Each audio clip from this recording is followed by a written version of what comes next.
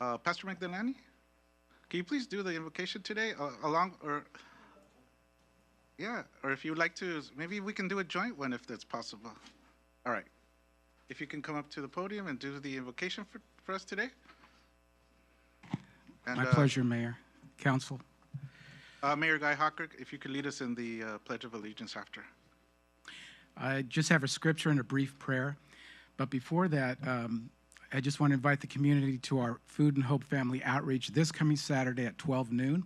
Anybody that's in need, we have lunch as well as groceries. This Saturday at 12 noon. We do it every third Saturday of the month.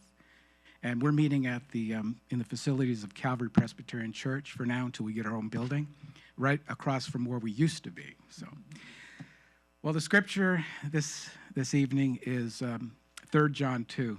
It's God speaking through John to believers, and he says this: "Beloved, I wish above all things that you may prosper and be in health, even as your soul prospers." Let's pray. And Father God, we do claim that for ourselves and for this great city. We thank you that your will is good, to prosper and to give health. So, Father, we stand on that. And we thank you for this city that you've planted us in and that you've established, Lord, that you watch over and bless. We bring everybody before you this evening, Lord. We thank you for every family. We thank you for our seniors and our children. Ask your blessing and protection. And also, Lord, upon our first responders, we thank you for our police department and fire department. Pray that you would bless and protect them as they protect us. We commit this evening to you, and we thank you for your servants that you've raised up for such a time as this. Pray that there would be unity and peace, and that everything would be accomplished according to your good will. I personally pray this in Jesus' name. Amen. Amen. Rise with your hand on your heart. Ready to begin. I pledge allegiance to the flag of the United States of America and to the republic for which it stands, one nation, under God, indivisible, with liberty and justice for all. All right, folks. Today we have a full agenda here. So I'm going to just remind kind of the time limits on certain things. Proclamations should be limited to 10 minutes. Okay. People who, Hawthorne residents or others who are coming to address the city council during oral communication, there's a limit of 3 minutes. So we ask you guys to be prepared and just keep it within those bounds. I'm going to ask our council colleagues if, when asking a question, if we can be, including myself, be as concise with our questions and even our comments, as concise as possible. I will include myself. Sometimes I do go further than I have to, so I'm not going to ignore that part, okay?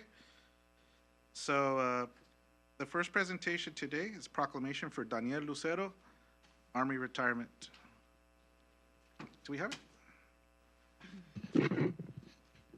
You have it? Okay, good. Yeah, no. Thank you, Mayor. Good to see Mr. Lucero and his family here today.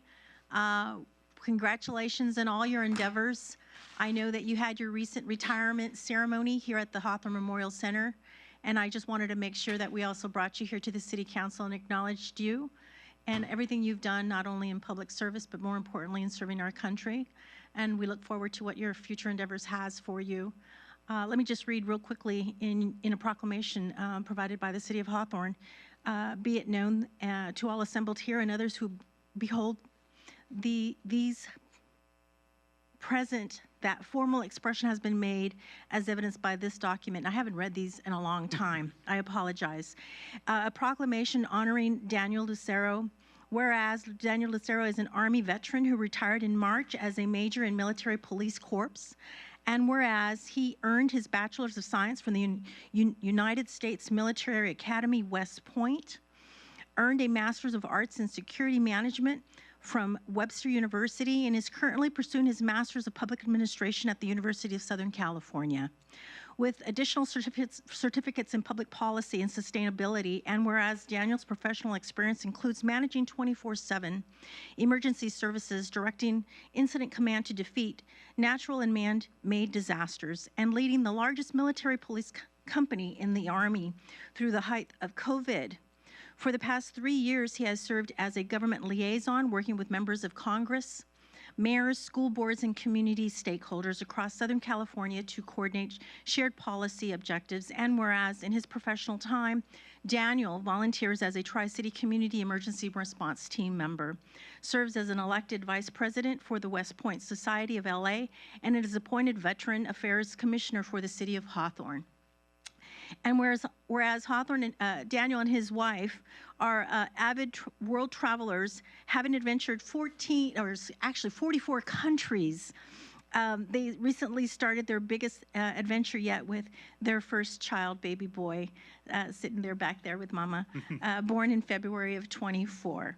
Therefore, the Hawthorne City Council takes great pleasure in offering formal recognition and acknowledgement of his outstanding legacy. His dedication and hard work has inspired us all to make a positive impact in our community. Proclaim this day, the 14th day of May 2024, on behalf of myself, the mayor, and the city council. Congratulations, Daniel. I'm so glad that you're here, and we want to hear from you. Do you have a few words you'd like to say? Sure. Thank you, council member, mayor, council. Thank you for the opportunity.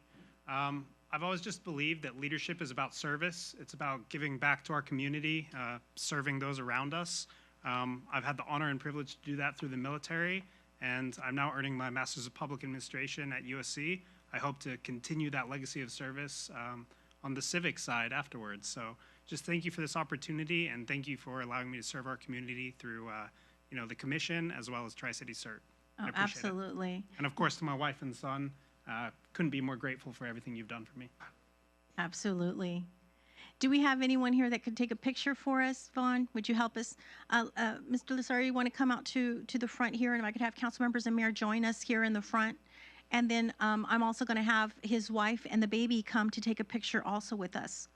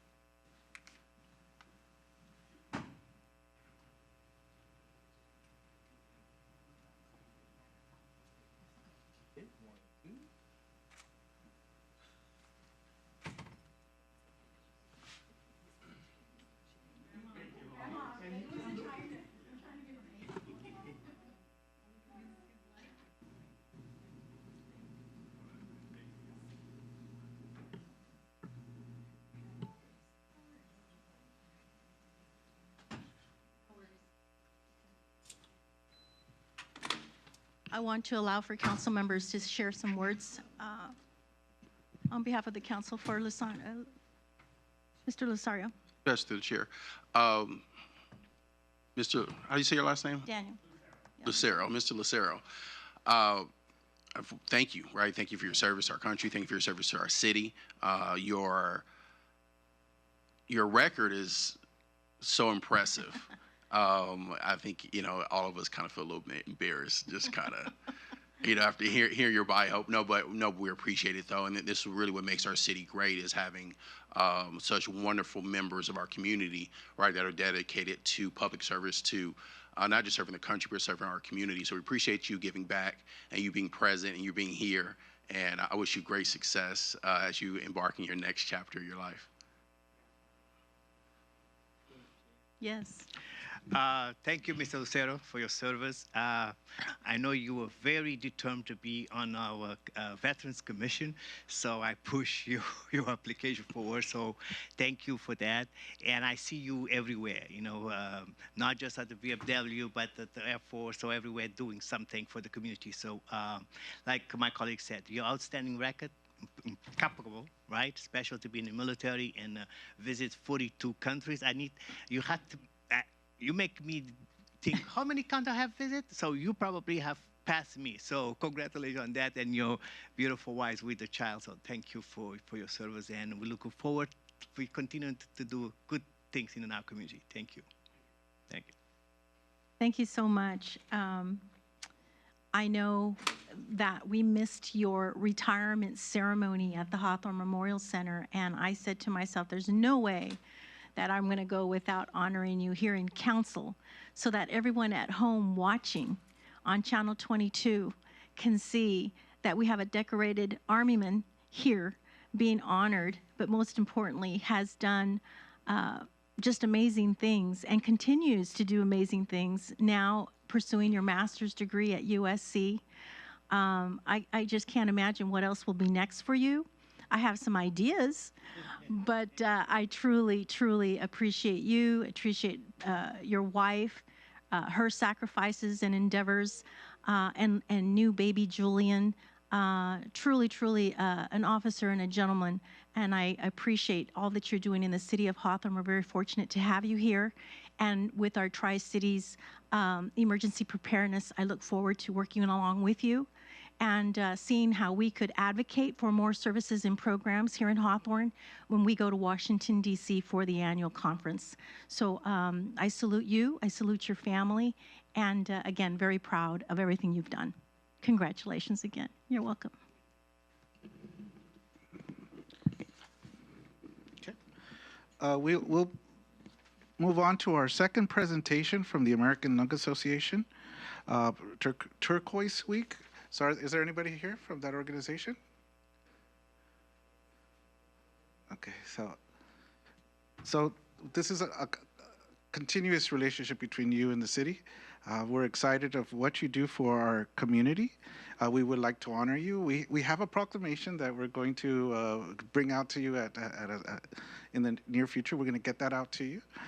But we want to take this opportunity to hear from you and tell us what your organization does and how it impacts Hawthorne residents directly. Yeah, so I'm with the American Lung Association, and we're actually celebrating our 120th year this year. And our mission is to save lives by preventing lung disease and improving lung health, and we do that through advocacy, education, and research. And last week was the 10-year anniversary of Turquoise Takeover, which is Lung Cancer Action Week. So you may have seen a lot of things throughout LA were lit up turquoise, like Union Station, LAX has done in the past, TrueCar, a lot of things, and that's just to bring attention to lung cancer, which is still the leading cancer death among men and women, and to just bring attention that you can get early screening can prevent that. So, yeah. I do have a question for you.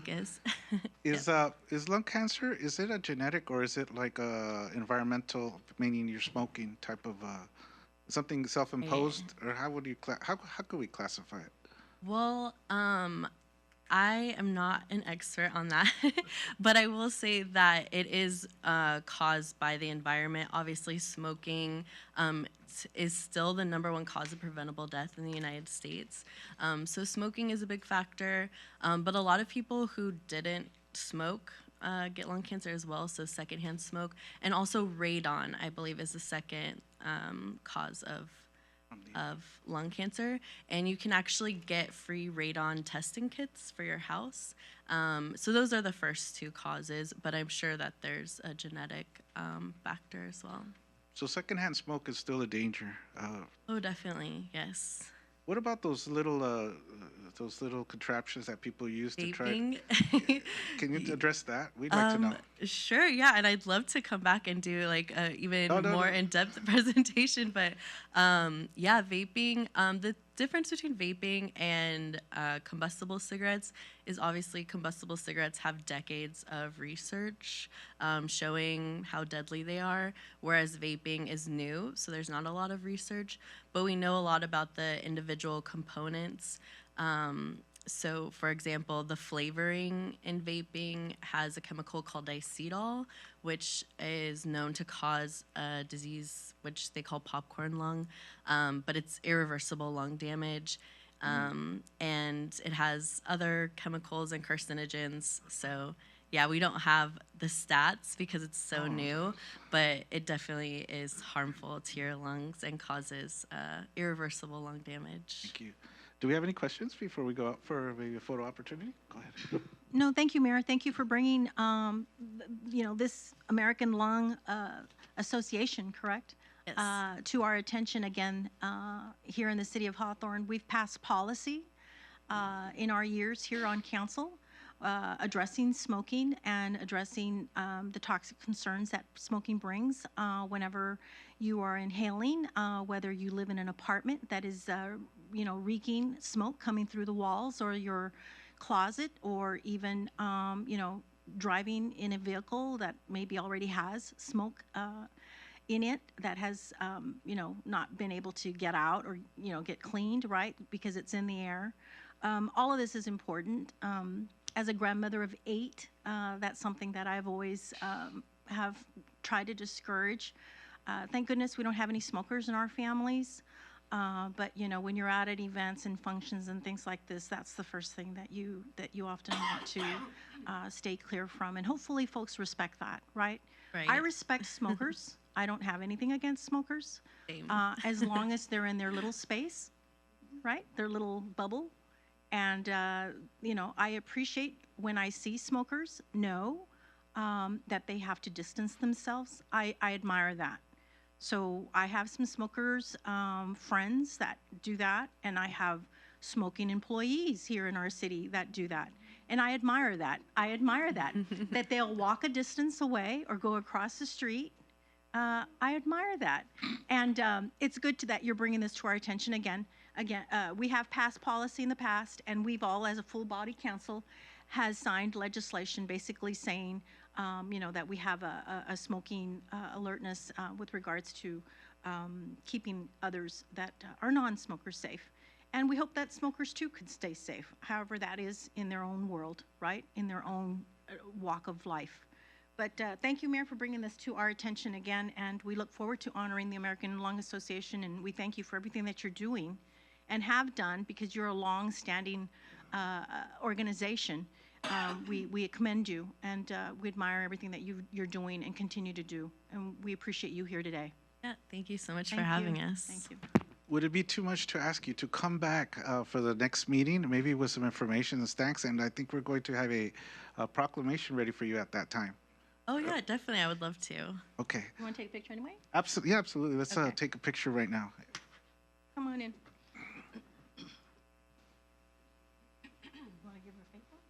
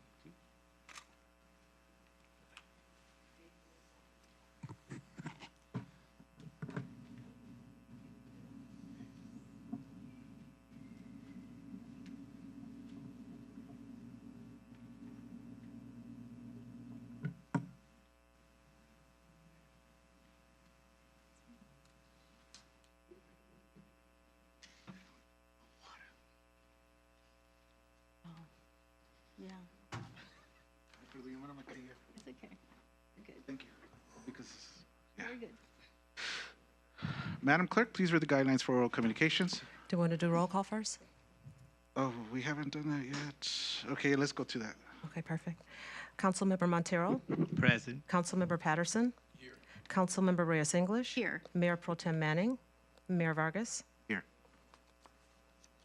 Okay. Guidelines for oral communications, please. Pursuant to Government Code Section 54954.3, all remarks should be addressed to the City Council as a body and not to any individual council member. During oral communications, speakers shall have 3 minutes to state their business. The Braun Act prohibits the City Council from providing a detailed response or acting upon any items not contained on the agenda.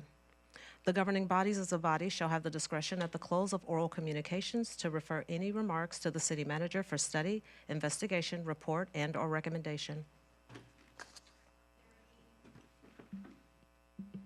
Were there speaker cards that were turned in? Yeah, he's got them.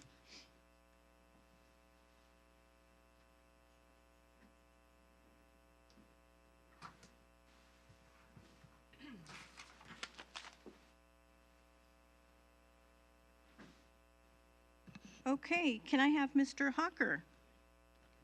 You're welcome.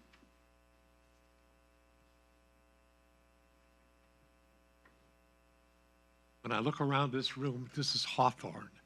I see all the staff over here, many I've known for years, and everybody's got a smile on this face. This is why you come to Hawthorne, and I'm here to speak against joining a charter. This is beautiful what we have right now. Why anybody would want to change it is dumbfounding. I have some paperwork here that indicates that others like myself, previously elected officials, and I'll read their names. I've read it to the three of you. I've missed Katrina Manning because she hasn't been here at the meetings that I've been at. But myself and former Mayor Larry Guidi, former Mayor Danny Juarez, City Clerk Mayor 91 to 2013, Olivia Valentine, recently on the council here. No. A couple of people I haven't been able to get. Mark Schoenfeld, he was here between 96 and 203. And the mayor who has indicated his no vote too. Ruben Sanchez, who is the president of the North Hawthorne Community Association, has indicated he wants to be no also. Arguments in favor that were put on the ballot 2 years ago.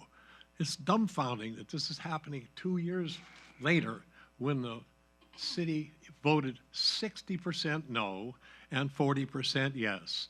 What has changed, and has anything been done at this level to have anybody that's voted 60% change their mind from no?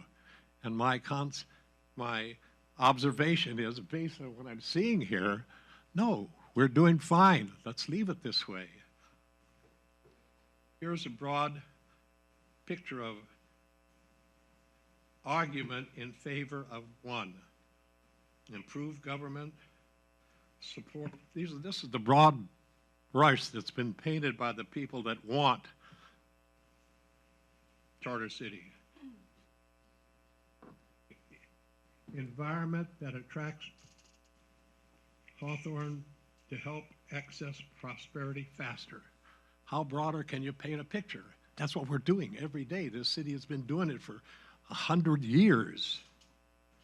City charter will allow the city to grow to goals for Hawthorne to be balanced, environmentally responsible community. What is this? Isn't this what we have now? Specific goals include eliminating blight, encouraging private investment, and imposing public infrastructure. Thank you very much. Can you imagine driving up the streets and finding no homeless people? I drive daily and I can look over all the streets and I find this is really a swell place to be. Please don't bring this back on the council. Thank you. Is there anything? Thank you, Mr. Hawker. Alicia Gwynn, Fair Housing Foundation. Yes, hello everyone, Mayor, council members. Thank you so much for this opportunity. My name is Alicia Nguyen, and I'm with Fair Housing Foundation. We are proud to represent the city and working together with the city of Hawthorne to provide fair housing, informing the public, both landlords and tenants, so that they know about their rights and responsibilities. We do have workshops here in the city of Hawthorne, and as well as walk-in clinics. Please reach out to us if you or you know someone who is in need of fair housing laws. They need to know about evictions or accommodation modifications. Those services are free of cost, so reach out to us. I will be in the back, and so I can provide you with the contact information. Thank you so much. Thank you, ma'am. Anybody else wishing to address the city council? Please approach the podium.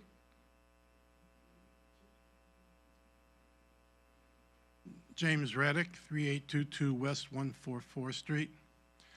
I voted no on the charter thing when it came up the first time 2 years ago. And the reason I did that was the council passed a large pay raise for themselves. If they didn't put that in there, I would have voted for it. I think we need to have a charter because we got to keep the state from running our cities. They've passed all these bills about building houses, doing away with R1. The courts have ruled that charter cities don't have to follow the Prop 9 and 10 things. That was in the Daily Breeze last month, about the 26th, I believe. And it says only charter cities get to do that. We got people building homes in their backyards. We got them dividing their garages. And that just brings more people, more crowding. Maybe they like the money, the rent, but it's not healthy for our city to do away with R1 properties. So I'd like to see it back on the thing, and I would vote for it again if it was on there. Thank you. Bye-bye. Okay, anybody else wishing to address the council?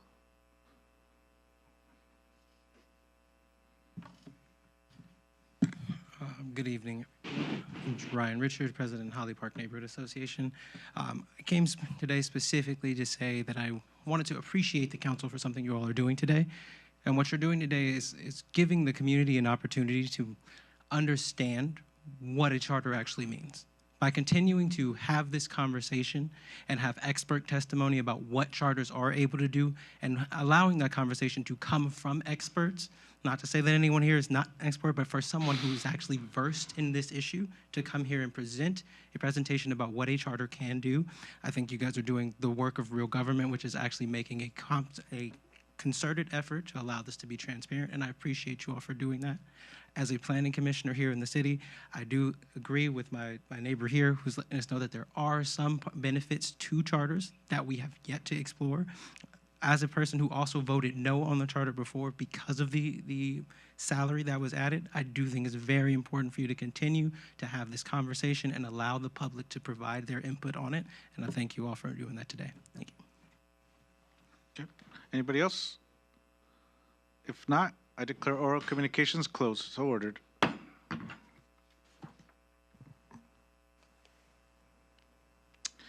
Madam Clerk? Mr. Mayor, I have 4 items on the consent calendar. They're items 3 through 6 for your consideration and approval. Item 3, approval of waiver of full readings of resolutions and ordinances on tonight's agenda.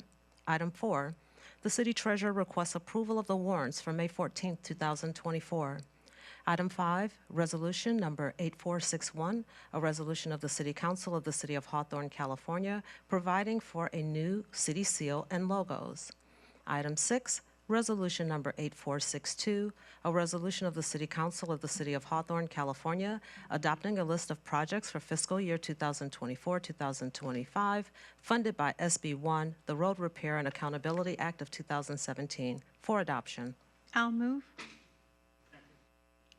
Please vote.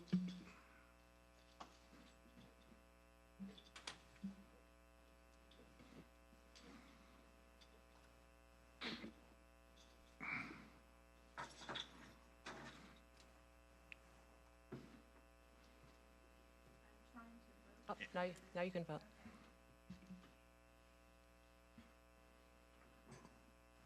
The votes are in. The voting reflects mayor and council voting yes. Okay. Public hearing. Ma'am?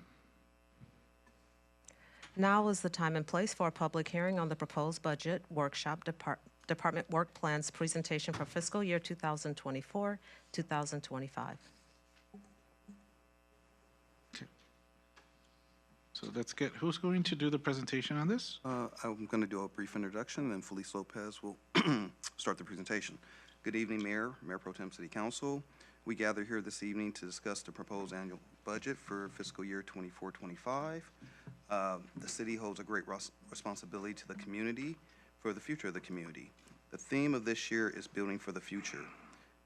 This theme includes looking forward, setting short-term, long-term goals for the city.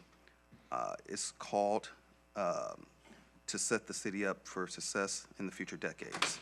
At this time, I'd like to introduce Felice Lopez, our Finance Director, as she will lead the proposed budget presentation. Thank you. Thank you. Good evening. Mayor, Mayor Pro Tem, City Council, elected officials, staff, and residents. Thank you for the opportunity to present to you the City Manager's proposed budget for fiscal year 24-25. A lot of time and effort went into preparing this budget, which began way back in December.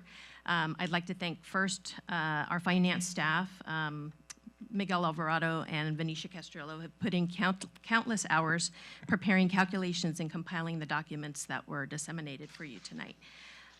Thanks to all of our department heads and all of their senior staff for submitting all requested documents and adhering to deadlines, and to our city manager who directed and supported us through the process. This budget could not be completed without all of your support and all of the team effort. And so in an effort to minimize the length of this presentation, I'll be presenting the financial budgets for each of the departments, and I will also be reading their work plans.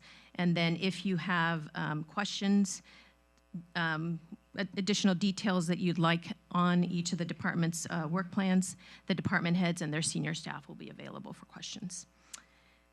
So our budget goal with this budget process is to provide a clear and concise budget proposal to the City Council and to develop and maintain a structurally balanced budget that maximizes city resources necessary to build, sustain, and enhance the city's future.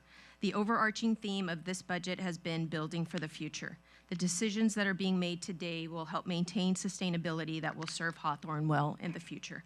Citizens, property owners, and businesses are encouraged to share ideas and provide input concerning the community and budgetary programs. This can be accomplished by discussing issues with city commissioners, with committees, or directly with program directors. Citizen input received during public hearings and other correspondence is not only invited, but needed to ensure the public needs are met. The proposed budget reflects the $2.4 million surplus. As we will discuss later in the presentation, the city is expecting an increase of 13% in general fund revenue. The majority of the increase is in various categories of tax revenues. The proposed budget also reflects an overall increase in 2 expenditure categories that affect all department salaries and benefits. There are increases in salaries due to current MOU negotiations. We have 2 groups that have finalized negotiations and 3 that are still pending. Finance has provided estimates in this budget, but the final budget presented in June will reflect some salary adjustments depending on those final agreements. The second major increase to all department benefits is unfunded liability.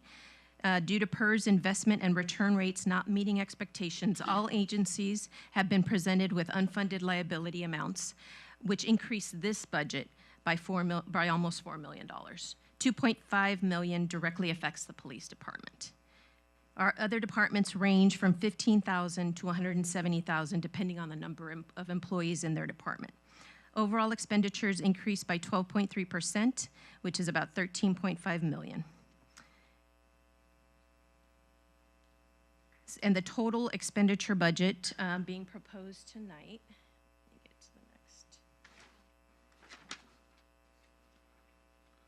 The total proposed budget, the expenditure budget is $109,780,252.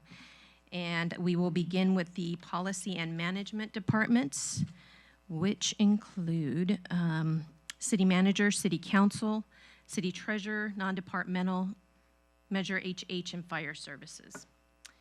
Okay, so city council and city treasurer increased by about $120,000. It's a 41% increase for council and about a 3% increase for city treasurer. The increases, as I mentioned, are in salaries and benefits, travel, conference and meetings, educational development, and training. For non-departmental, we have property management increases, retiree payouts, business connect expenditures, ARPA expenditures, and operating transfers of $4.5 million. So the total increase in non-departmental is 5.3. 4.5 of that is on operating transfers. Those operating transfers are contributions to the Economic Uncertainty Reserve of $1 million, Pension Stabilization Fund for $1 million, the Revenue Lease Reserve Fund for $1 million, and then a payment for the revenue lease of $1.5 million. Measure HH is increasing by $300,000, and this is in the gang unit and school resource officer programs. And in fire services, we see an increase of $1 million, and this is due to LA County notifying all agencies that costs will increase substantially this year and next year. We haven't gotten a final confirmation of that amount, so we may have to revisit this at mid-year. And for the city manager, there's an increase of $173,000. Again, it's salaries and benefits, contract services, travel, conference and meetings, and educational reimbursements. And now I'd like to read the plan for fiscal year 24-25 for these policy and management departments. The changes from the prior year is additional staff that was hired at City Hall, and this was an intern program implemented in the city manager's office, staff development, implementing the Good Neighbor Awards program, and monthly staff appreciation and recognition. City Council chamber renovation, economic development ad hoc committee, distributed an employee satisfaction survey.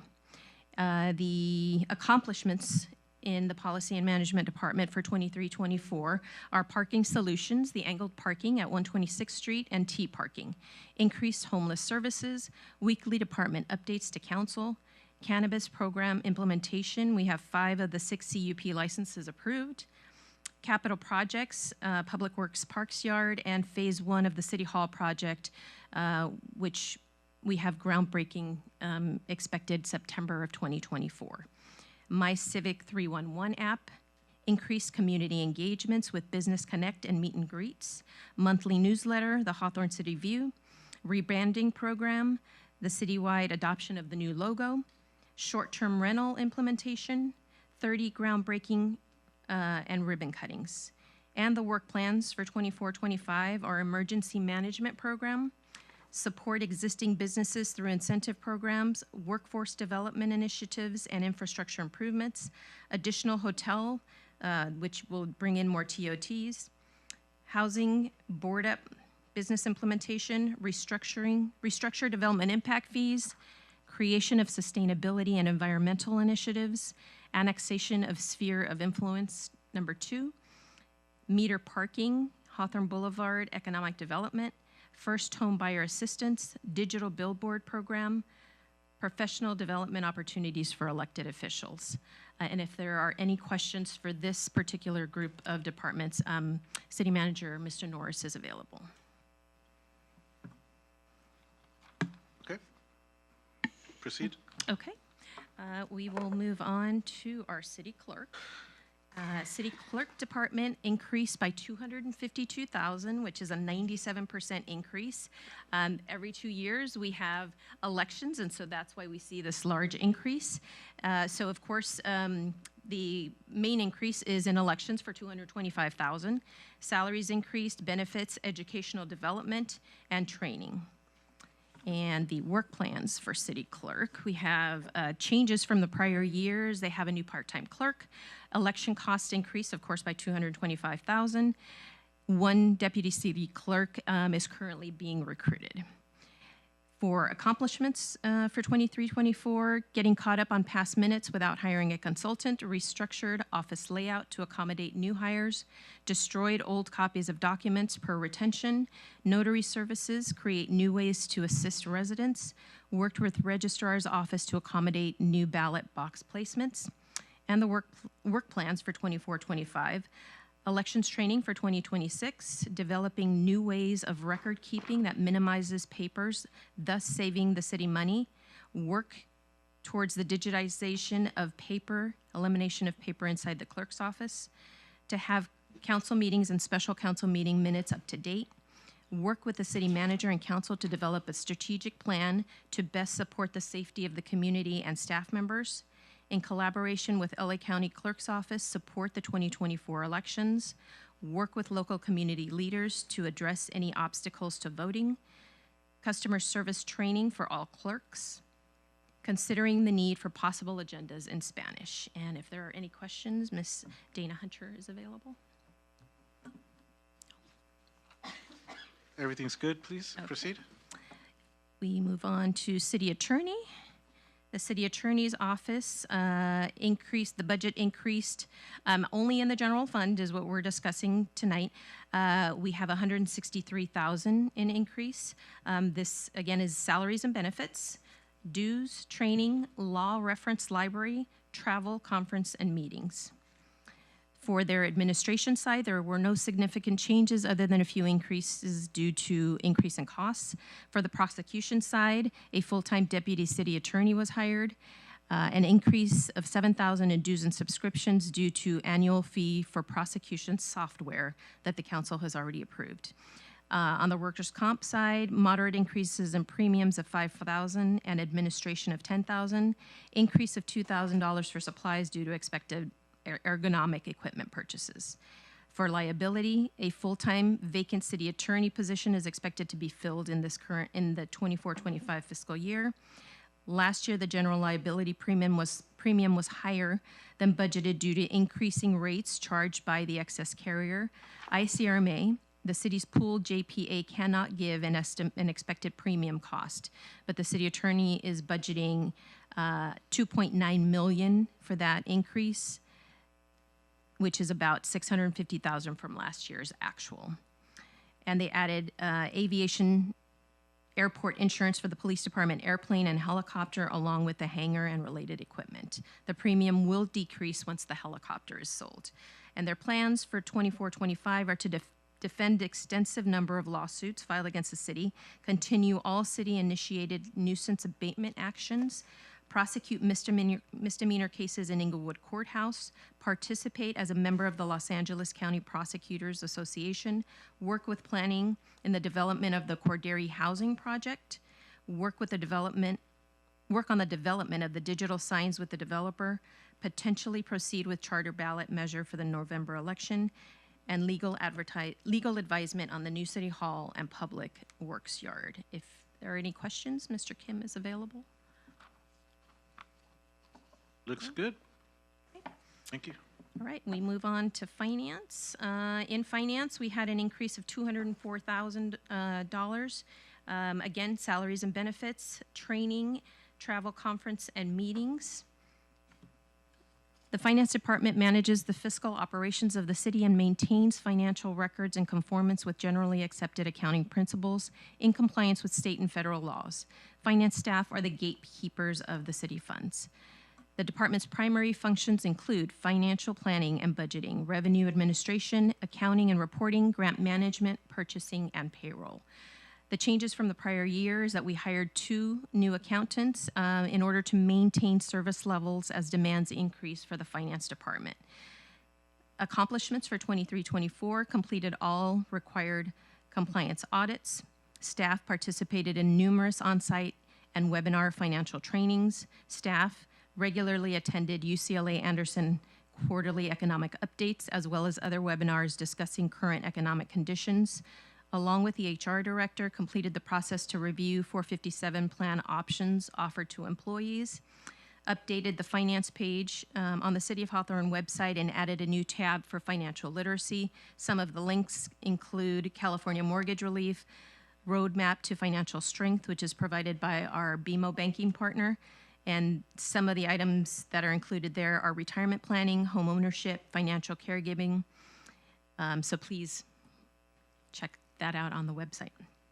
And work plans for 24-25 continue with the next round of TOT audits. Hotels are randomly selected. Continue working with our warehouse assistant to organize financial records, the record keeping, destruction, and retention. Continue working with city manager and housing director to implement and complete ARPA programs approved by city council. Work with city manager to provide fraud awareness training to finance staff and schedule information session for all departments. And the primary goal this fiscal year is to cross-train all finance personnel now that the department is fully staffed, so there's always someone knowledgeable in all financial processes. And if you have any questions? Yes, sir. Yes. Thank you.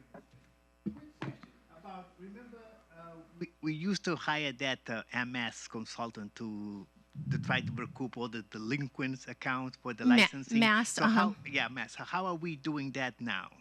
That's in the business license area, and they are handling all of that in-house. at They this were point. running it house. Okay, thank you. Anything else? Yes, ma'am. Thank you, Felice. Do you know what has, by doing it in-house, how much has that saved us? Would you know? Because it's been I a think couple years. It's been a couple years now. When we bring up Chantel for the business license side, she might be able to Okay. give you that information. Okay, great. Yeah. Thank you. Thank you. All right, and we move into the business license. The increase, Sorry. yes. Were you? Yes. Okay. I wanted to find out the event stipend. It went from 2,500 down to 1,000. And that was due to reallocating for the educational. So I can take that question, Felice. In order to be fiscally sound, we move some money around, but council does have the ability to request or direct staff to increase the event stipend to a higher level. 2 years ago, the stipend was at $1,000, and last year it was raised to $2,000. Working with the finance team, we thought recommendation would be to move those funds to professional development for the council, but we will take your direction at this time. So my direction would be to put it back to where it was.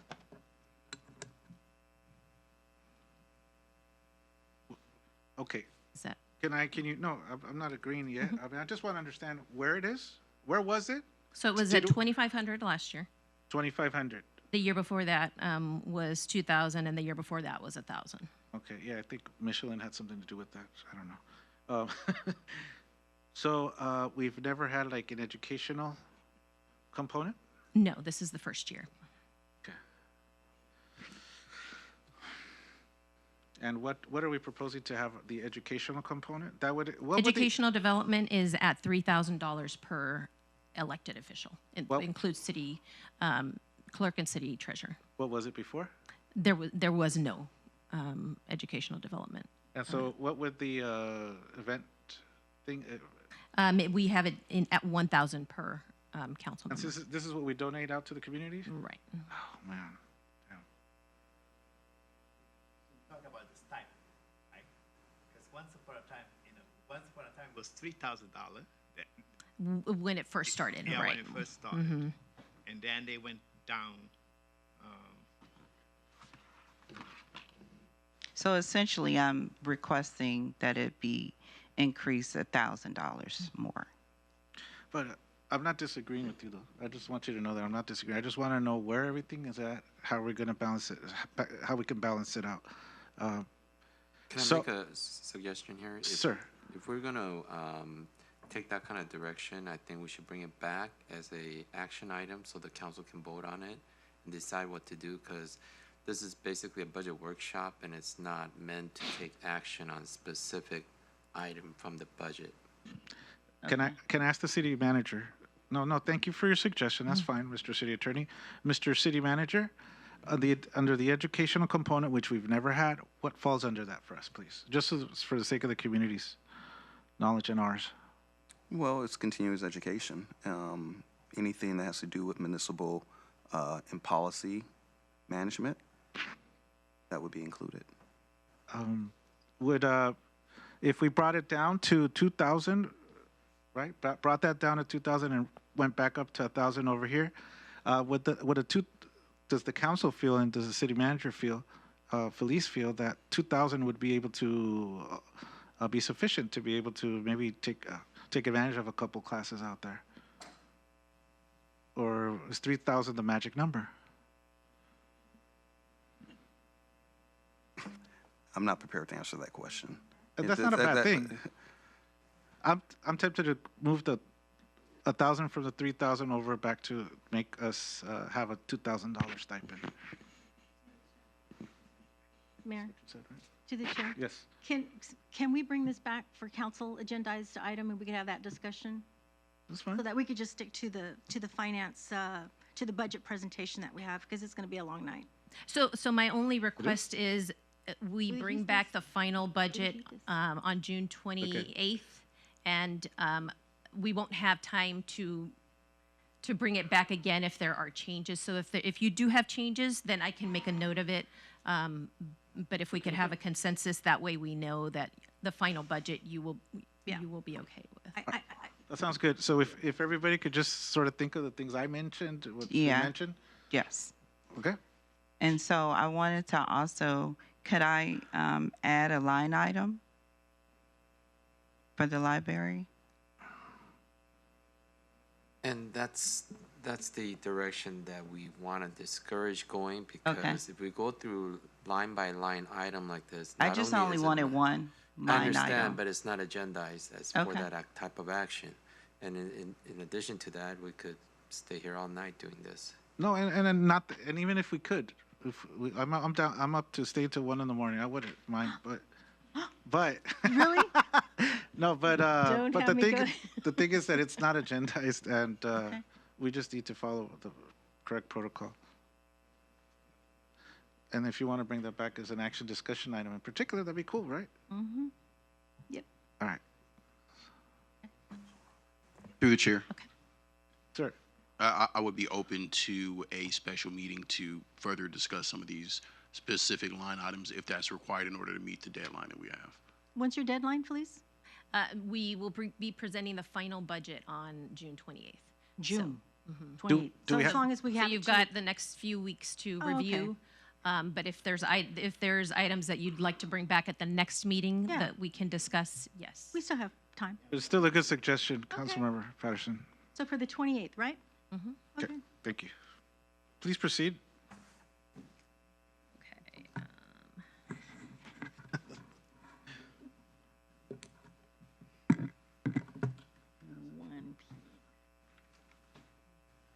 We will move on to business license. There was an increase in business license of $210,000.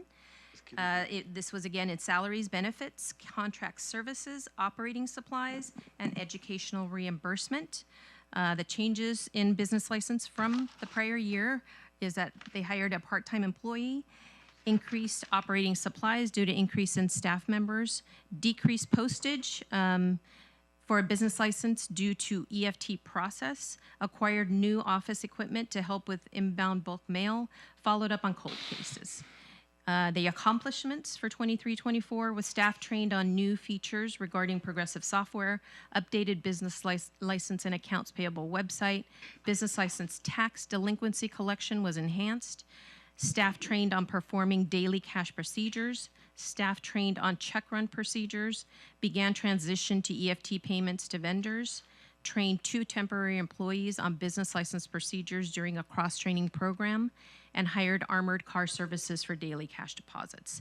The work plans for 24-25 are to establish a consistent billing practice, continue to work in conjunction with code enforcement to bring awareness to unlicensed businesses, hire 2 full-time employees for licensing, work with Progressive to offer business owner renewals and business license online, transition code enforcement, site maintenance to provide efficiency with customer service, strive for new and innovative ways to improve customer service via training, classes, and activities, continue to update the municipal code, license and convenience fees to complement outgoing costs, boost awareness of pet licenses, increase contract services for progressive software exclusively used by business license, and that amount is $37,000. Provide access for those who are interested in filming in Hawthorne, online accessibility to applications, Hawthorne Business Connect, expand on relevant and available information to attract more businesses to the website, and HBC, promote the jewels of Hawthorne and informative events to business owners to cultivate a business-friendly city.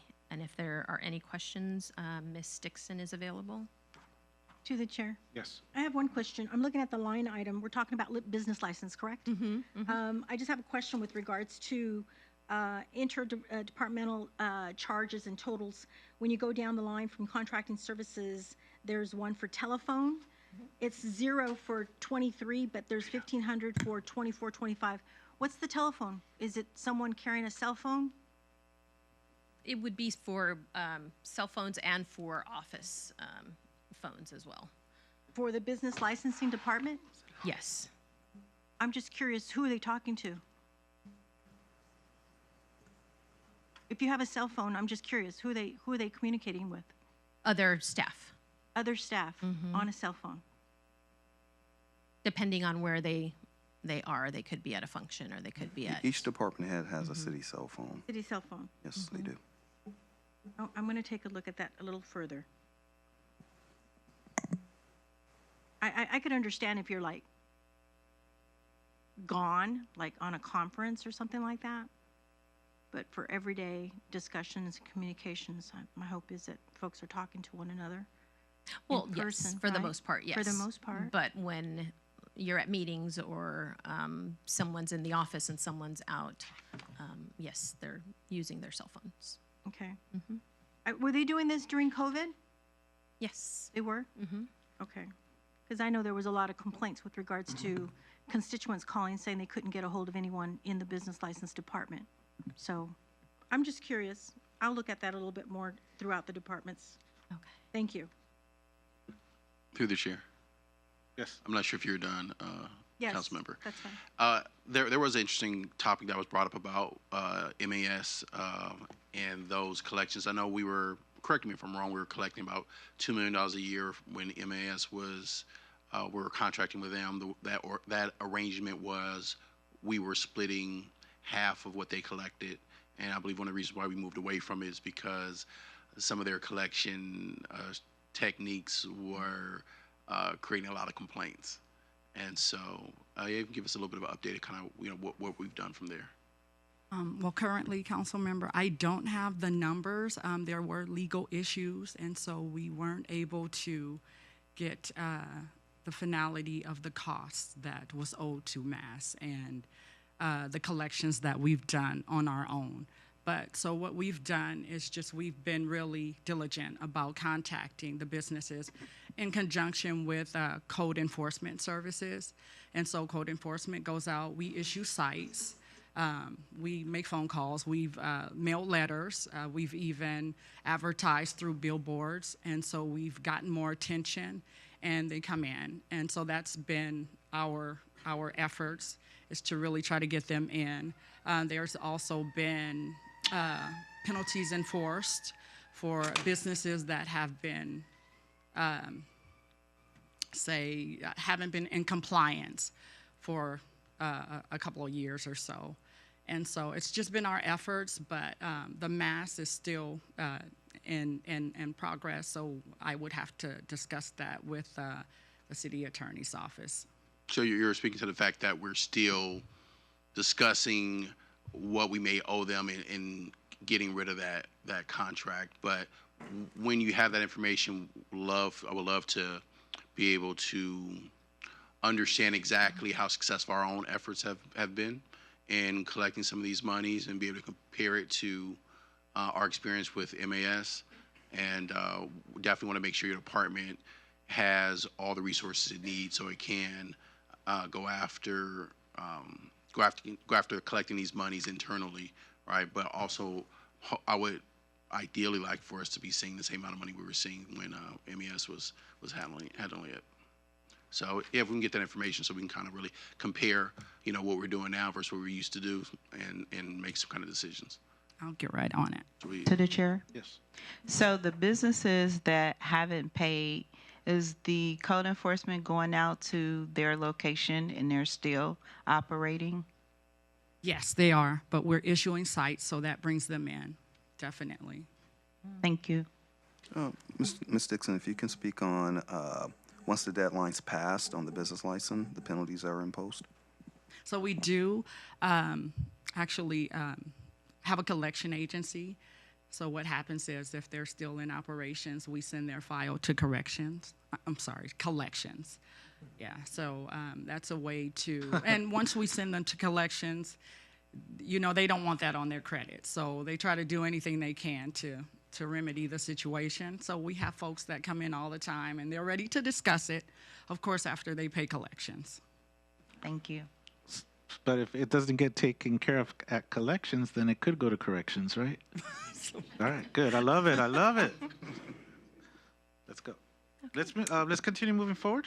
All right, for human resources, we have an increase of $251,000. This is in salaries and benefits, commissioner stipends, veterans expenses, AQMD, Good Neighbor Awards, health and wellness, emergency preparedness, physical exams, and travel, conference, and meetings. For the Human Resource Department, Human Resources working to create a cultural environment in which employees are engaged in their employee life cycle with the city. The changes from the prior year are that they restructured the department to align with city manager's message to improve culture, customer service, and communication. The accomplishments for 23-24, along with finance, completed the process to review the 457 plan options offered to employees, improved the onboarding process, worked with department heads to conduct mass recruitment, established eligibility lists, support organizational goals, partnered with a new company for the Employee Assistance Program, reestablished Rule 2022, held citywide sexual harassment training, established a Good Neighbor Award program, and the work plans for 24-25. Human Resources Department aims to provide the following projects and support. Coordinate an employee health fair to include vendors with increased employee participation, invest in ongoing professional development, offer training to invest in employees to facilitate change in culture, customer service, communication, and collaboration, coordinate staff appreciation moments, continue to develop and improve the evaluation process, continue to partner with departments to conduct professional recruitment and selection processes to hire the most qualified and best fit candidates for the city, develop a retention plan, activate additional HR modules in the Tyler Munis system, work on record-keeping, destruction, and retention for human resource files, create a disaster worker program, continue the Good Neighbor Award program, increase activity on LinkedIn, and structuring tuition reimbursement payback system. And if there's any questions, Ms. Lampkin is available. Kudos on implementing a disaster employees program. I like that. Thank you. Thank you. Please move forward. Okay. We move on to our police department. The increase here is $3.8 million, and just a reminder that $2.5 million of that is for that unfunded liability. The increases here are, of course, in salaries and benefits, overtime for the Inglewood events, contract services, and operating supplies. The accomplishments for 23-24 are that they hired 11 police officers, partnered with the Community Services Department to support and continue Movies in the Park, provided monthly Stop the Bleed and CPR training to the community at each Ride to Live motorcycle training class via the department's TACMED instructor, and teach over 500 community members basic first aid and CPR. The department continued to monitor the opening of cannabis-related businesses within city limits, establish protocols to address community concerns, and maintain the safety and security of all the surrounding neighborhoods. Continue technology-based foundational build-out for any potential future timed parking or permit parking projects with a focus on efficiency of enforcement operations if approved. And the work plans continue to focus on the medical director position as a regional resource with potential additional agreements for regional police departments such as Culver City and Hermosa Beach. Complete the forensic lab accreditation and staff the real-time crime center with personnel and continue to build out the police department, city cameras, drone video, and automated license plate readers to assist with investigations and criminal apprehension. There were increases requested for community relations, operating supplies, the contract services for accreditation, for range refurbishing, and Lovejoy animal services contract. Those total $285,000. And if there are any questions, Chief Tomatani is available. To the chair. Yes, ma'am. My question is, the contract that we have with Manhattan Beach and Inglewood, what line item would it be, and did it increase? Go ahead. So that's a revenue account. The agreements that we have with the outside agencies, those money comes into the city through revenue. Okay. And then the service we provide is on regular days of work while we're providing services for our community, as well as any type of training that's needed in another city that we contract services with. Thank you. Thank you. All right, let's continue moving forward. Moving Thank you. on to IT services. The increase for IT was $781,000, and this is for salaries, benefits, machinery and equipment, public safety information systems, contract services, computer services, telephone, and training.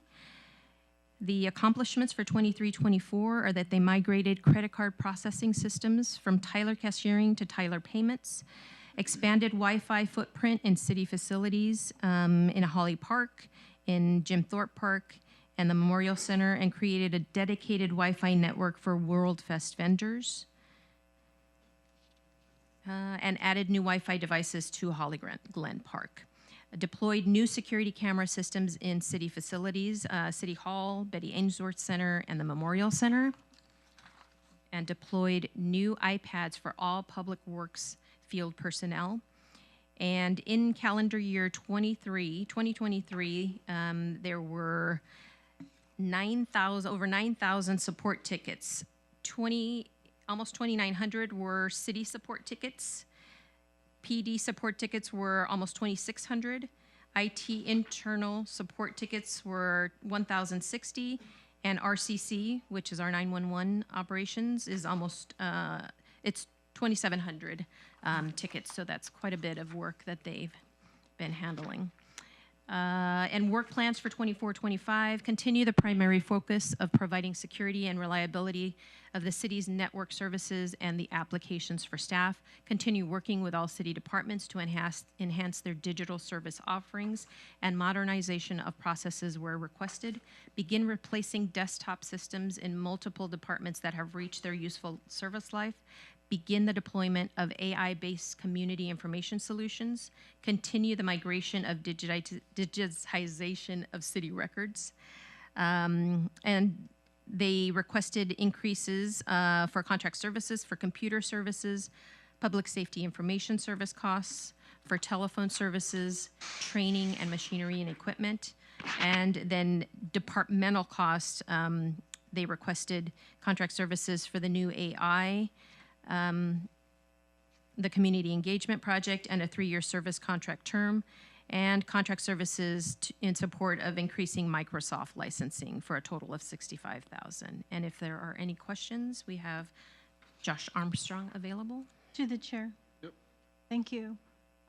Just real quick, is the IT department fully staffed? No.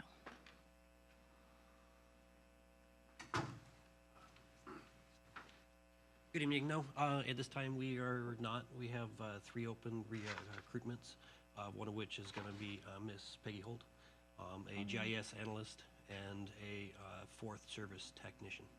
So Peggy's leaving, she's retiring, right? The end of this year. December 31st. Yeah. So you're going to need what, 4 people? At minimum 3. 3. And kudos to doing the AI stuff. That's going to be high tech. So you're understaffed, and those I'm assuming in HR, those needs are already out there for Yes. recruitment. Yes. Yes. We've been working with the HR department to refine those job descriptions and have them flown. Okay. And when you talk about contracts, are those outside contracts for assistance currently because you're in need? Because there was something about contracts.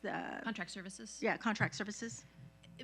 Because most of the applications that they help maintain are based on contracts. Got it. Got it.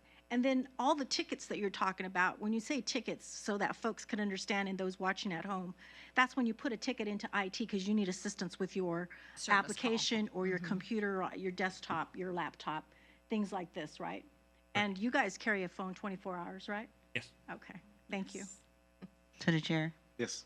I just also wanted to say kudos to all of the things that you guys are doing. That is amazing, considering you guys are understaffed. And I know that I'm one of those people that probably have half of those tickets. So I appreciate you guys. Thank you. Thank you so much, Josh. Okay, let's move forward. All right, moving on to Public Works. The increase for Public Works is $592,000. Wow. Their increases here are in salaries, benefits, contract services, and utilities. The fiscal year 23-24 accomplishments are they issued and awarded 9 RFPs, awarded 9 improvement projects, prepared and submitted 16 grant report packages, assisted with 7 audits, awarded $12 million in grant funding by applying for 18 grants. Yay. Yay. Issued 19 agreements, staff attended 11 trainings, worked on 17 capital improvement projects worth $46 million, worked on 11 miscellaneous construction projects, received 11 environmental achievements, staff had 4 city council presentations, staff attended 19 events. They continued SB 1383 outreach and inspections, the parking T program, implemented the moratorium list and map. The work plans for fiscal year 24-25 is to oversee and manage the illegal dumping program, oversee the My 311 Hawthorne app, oversee the federal, state, and local grants, prepare design and construction plan for 8 new capital improvement projects, coordinate environmental events, develop a plan for closure of groundwater monitoring at the southwest corner of Hawthorne Boulevard at 126, work on water lease contract, develop hazard mitigation plan, prepare climate action plan, oversee and manage the illegal dumping program. They are very busy. Oversee and manage the SB 1383 program regarding organic waste disposal reduction requirements. Oversee and manage the pavement management team to comply with current data. Conduct monthly and quarterly reporting for project grants such as SB 1, MTA, HSIP, and FEMA. Oversee a management audit of the engineering division. Certify 20 green businesses in Hawthorne. Annual audits with MTA, Caltrans, Cal OES, FEMA, and Cal Recycle. Implement annual rate adjustments with Republic Services and Cal Water, and work closely with Cal Water to review annual improvement projects. And if there are any questions, Ms. Selena Acuna is available. Wow. To the chair. Yes. I was just curious as to the increase for the graffiti removal and the building maintenance. Oh, I guess I'm going to defer to Akbar. Go ahead, Akbar. Thank you, Selena. Good evening. For maintenance, because we're doing AC, air conditioning, and we're going to repair, upgrade the elevator, we need to spend that money. Okay. And then the 68,000 for the graffiti, is it that there's more graffiti going on? No, this is for employee because of inflation, all the material we buy increase. Got it. Okay. Thank you. To the chair. Yes. Well, there's lots of graffitis going on in my community. I know that for sure. But let me tell you, as soon as it goes up, it comes down. And I'm sure there's a lot of constituents here in our city that see that too. And we just love the fact that when you either use the 311 or call the community number to report graffiti, it's immediately taken down the same day, if anything. So thank you for that. And then just to mention all the hard work that Selena and all your department does, 18 grants is a lot of grants, not only to be written, but to be successful grants and to be paid out grants to the city. So without those grants, we would be probably hurting. So I just want to commend you, Akbar, as the director and leader of the department, and for those hard workers that are writing to get those grants for us. Thank you so much. And then everything else that I heard, from 17 capital projects to the training that you guys do, to the construction projects that you've made, to the T parking. And one other thing that I just want to address, and if you need our help with, is the illegal dumping. We still have a lot of illegal dumping, especially along the railroad, blighted communities, behind the mall, et cetera. But I know as soon as you pick it up, there's another dumping right behind it. And when I give descriptions such as, dresser drawer on the right side, left side, southwest, east corner, whatever direction I'm giving you, and identifying those items, they're picked up immediately. I know we have a contract with Republic Services for some assistance to have dumping picked up, and then you have other contractors that are now picking up. I just want to see how we could implement a dedicated team for solely just doing all that. No, I already assigned one of my staff to inspect that area daily. Okay. And basically, we have pick up bulky item every day. Especially right now, I'm trying to discuss with Railroad right away. We are in the process of discussion, not anything I don't Yay. promise. Okay. To see if we can use that area as grass area. If it's happen, it's up to Union Pacific Railroad right away, because they have 80 feet width of the area, and we need to discuss with them. And we are talking about with them, and let's to see what happens. Okay, well, I hope so, because, when you have individuals and trucks going out to pick up the dumping, especially bulky items, which are sofas, refrigerators, couches, dresser drawers, the big stuff, it has to be placed somewhere temporarily until it could be taken to the yard, to the junkyard that's clear out somewhere in the boonies, and we have to pay a fee for, right? It gets to be a little expensive. So I appreciate everything that you're doing. I appreciate the other assistance from the contractors. And if we have to, beef it up again somewhere there, please let us know. 'Cause, Sure, I work on it to see what can we do. thank you so much. Thank you. Planning, please. Our planning department increased by $105,000. Their salaries, benefits, and scanning projects increased.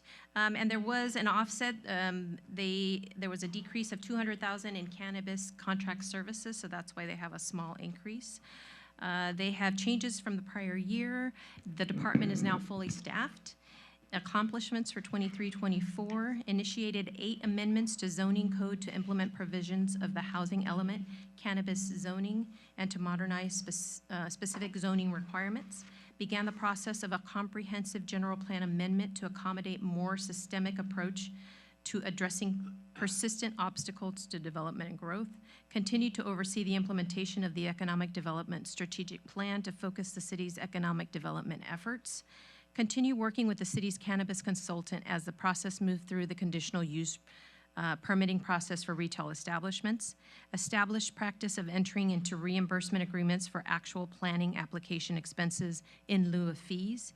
And the work plan for 24-25 is to wrap up work with consultants to track short-term rentals and ensure all related fees and licenses are collected, revamp development fees, and to develop new development impact fees. Complete collection and reporting of key performance indicators to use for training, reporting, forecasting, employee evaluations, and to improve the process. Create a dining district near the mall site to simulate restaurant development. Initiate zoning code amendments that will assist economic development efforts with initial focus on parking, signs, and conditional use permits. And if you have any questions for planning, Mr. McLean is available. To the chair. Go ahead. I have one question, real quick, Greg.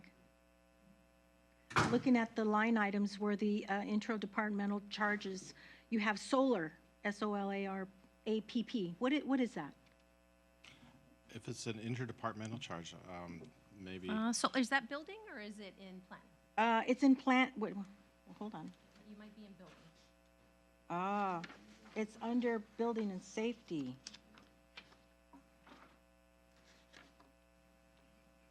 Not yet. You're not going to be aware. Come on, Greg, you do it all, don't you? Okay, to the chair. Yeah, go ahead. Were you done, Angie? Yeah, go ahead. Okay. I'm sorry. I'm going to go back. I just wanted to find out, I noticed that in 23 and 24, the line item had 0, but for 25, it's 25,000 for scanning. They have a scanning project that they're, Yeah. Oh. yeah. We have decades of paperwork that needs to be scanned because our records have to be kept perpetually. And as it stands currently, they're not searchable.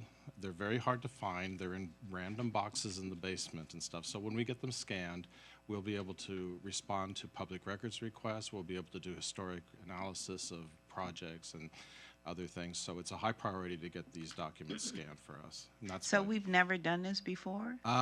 They did it in the 70s where, Oh, wow. where everything was put on microfiche, which is, it's good, but it's Yeah. not searchable. So we're going to have all of the microfiche first transferred to digital, and then we're going to go through the paper documents. Okay. How far back? I'm glad we're coming into this century. It's about time, yeah. Let's keep moving 70s. forward, guys. Yeah. Thank you, Greg. All right. Thank you. So moving into building and safety, and building and safety actually had a decrease of 51,000. There was a restructuring in the department, so they still had increases in salaries and benefits, but because of the restructuring, it reduced their salaries. And they have increases in contract services and in the solar app that you were just mentioning. The accomplishments for 23-24 for building and safety are assisted applicants using the 311 app for permitting and inspection inquiries, reduced inspection wait time from 3 business days to 2 business days, implemented plan check protocol by allowing contracted consultants to assist in plan check to reduce turnaround time, conducted business license inspections to ensure tenants meet the building and safety measures. Cross-training has facilitated team members to seamlessly step in and cover for absent colleagues, ensuring continuity and efficiency.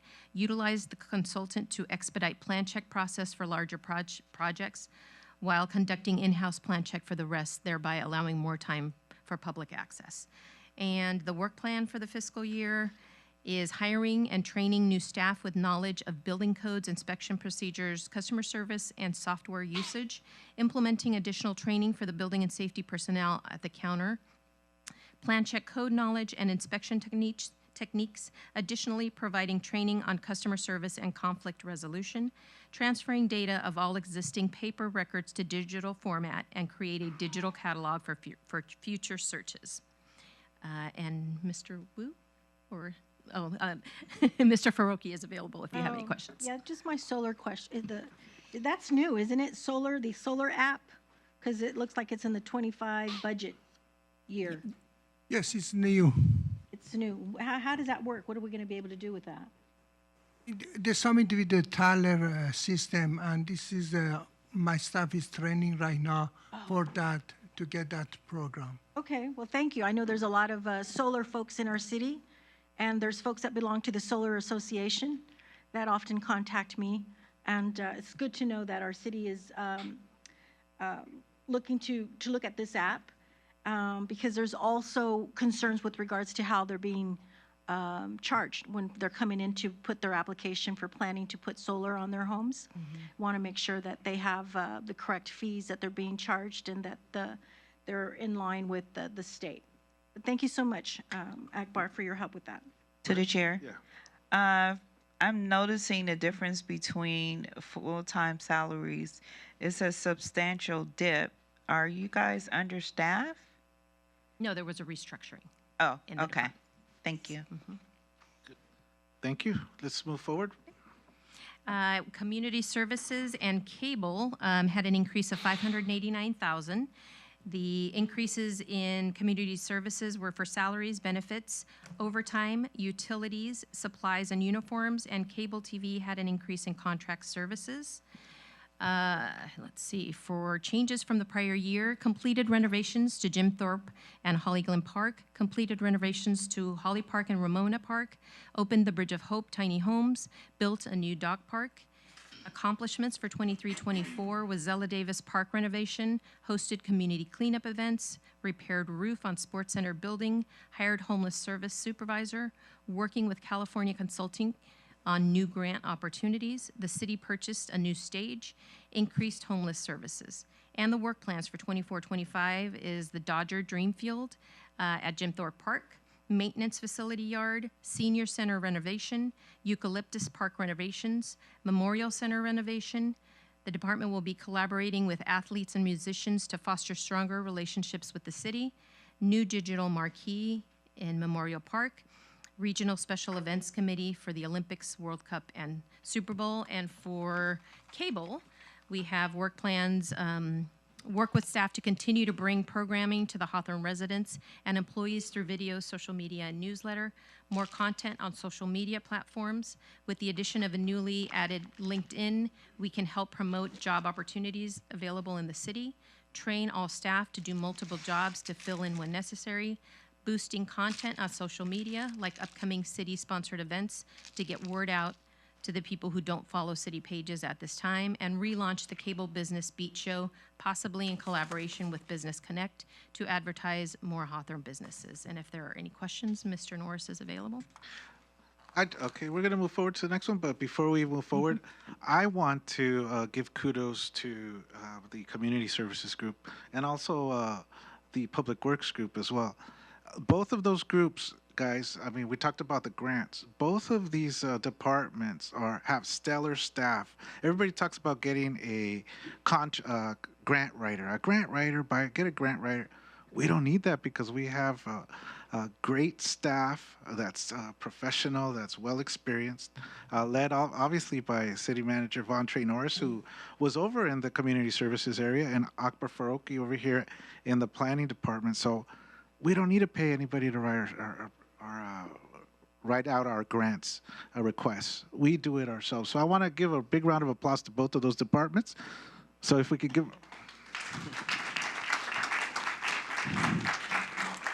Mr. City Manager, can you address what I said about the grant writing process for, just expand on it a little bit? Oh, absolutely, you're For correct. both groups, We if you could. have, we're in the best city in the South Bay. So hands down, we have adequate staff here that's very educated.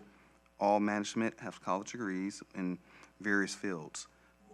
Under your leadership and council leadership and with the help of all the departments, we've been able to achieve multiple grants with our staff here. With that being said, that speaks for the amount of projects that we have. We have over 30 ribbon cutting groundbreakings this year, and that's all internal work, and very happy to work under the leadership of council and work with great staff we have here in the state of Hawthorne. And I'm going to expand that to all the other departments, including the police department. They all have great people who are writing these grants. So let's give a round of applause to all the other groups within our city. We're the envy of the South Bay when it comes to our potholes. We don't have as many potholes as you would think. You know, you don't see them. They're covered up pretty quickly, right, Mayor Guy Hawker? Go ahead. All right, so that concludes the general fund budget presentation. We have, again, a budget proposal of $109,780,000, an increase of $13.5 million. But we do have one more department that we want to highlight, and that's the Housing Authority, which includes Section 8 housing, which includes CDBG and home, and the property management. That budget, the combined budget for all three of those programs is $24.2 million, and the changes from the prior year, they also had increases in salaries, increases in contract services and benefits and postage, travel, conference, and meetings, and also increases in the Section 8 voucher program itself.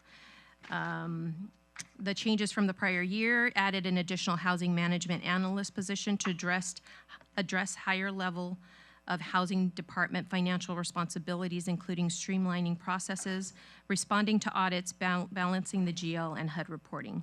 Added an additional part-time housing clerk position to assist the housing assistants with filing, scanning tenant documents, and among other necessary duties.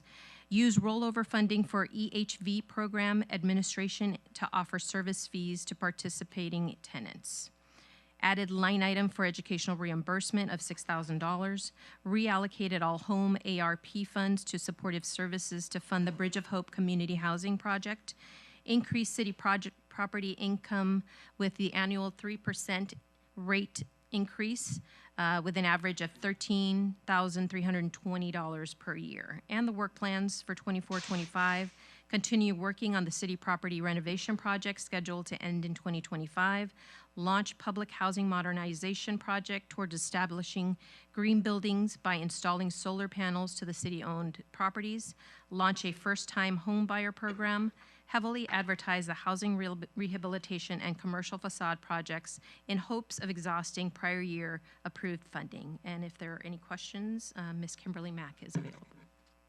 Do you want to ask it? No, I think we're okay. Okay, I have a question, and I'll probably just ask it offline. Thank you. Okay. Offline? Yeah. Okay, thank you. Please finalize your presentation. Yes. Okay, these are just a few of the increases in the restricted funds, 1.9 million in Housing Authority, 1.2 million in the Insurance Reserve, 1.1 million in capital improvement, 7.4 million in street projects, 627,000 in state gas tax, and 315,000 in state cannabis retail grant. Excellent. And now we'll just see the graph form of the expenditure budget. So as you can see, police services represent 42% of the city's budget. Fire services represent 14% of the city's budget. Non-departmental is 19%.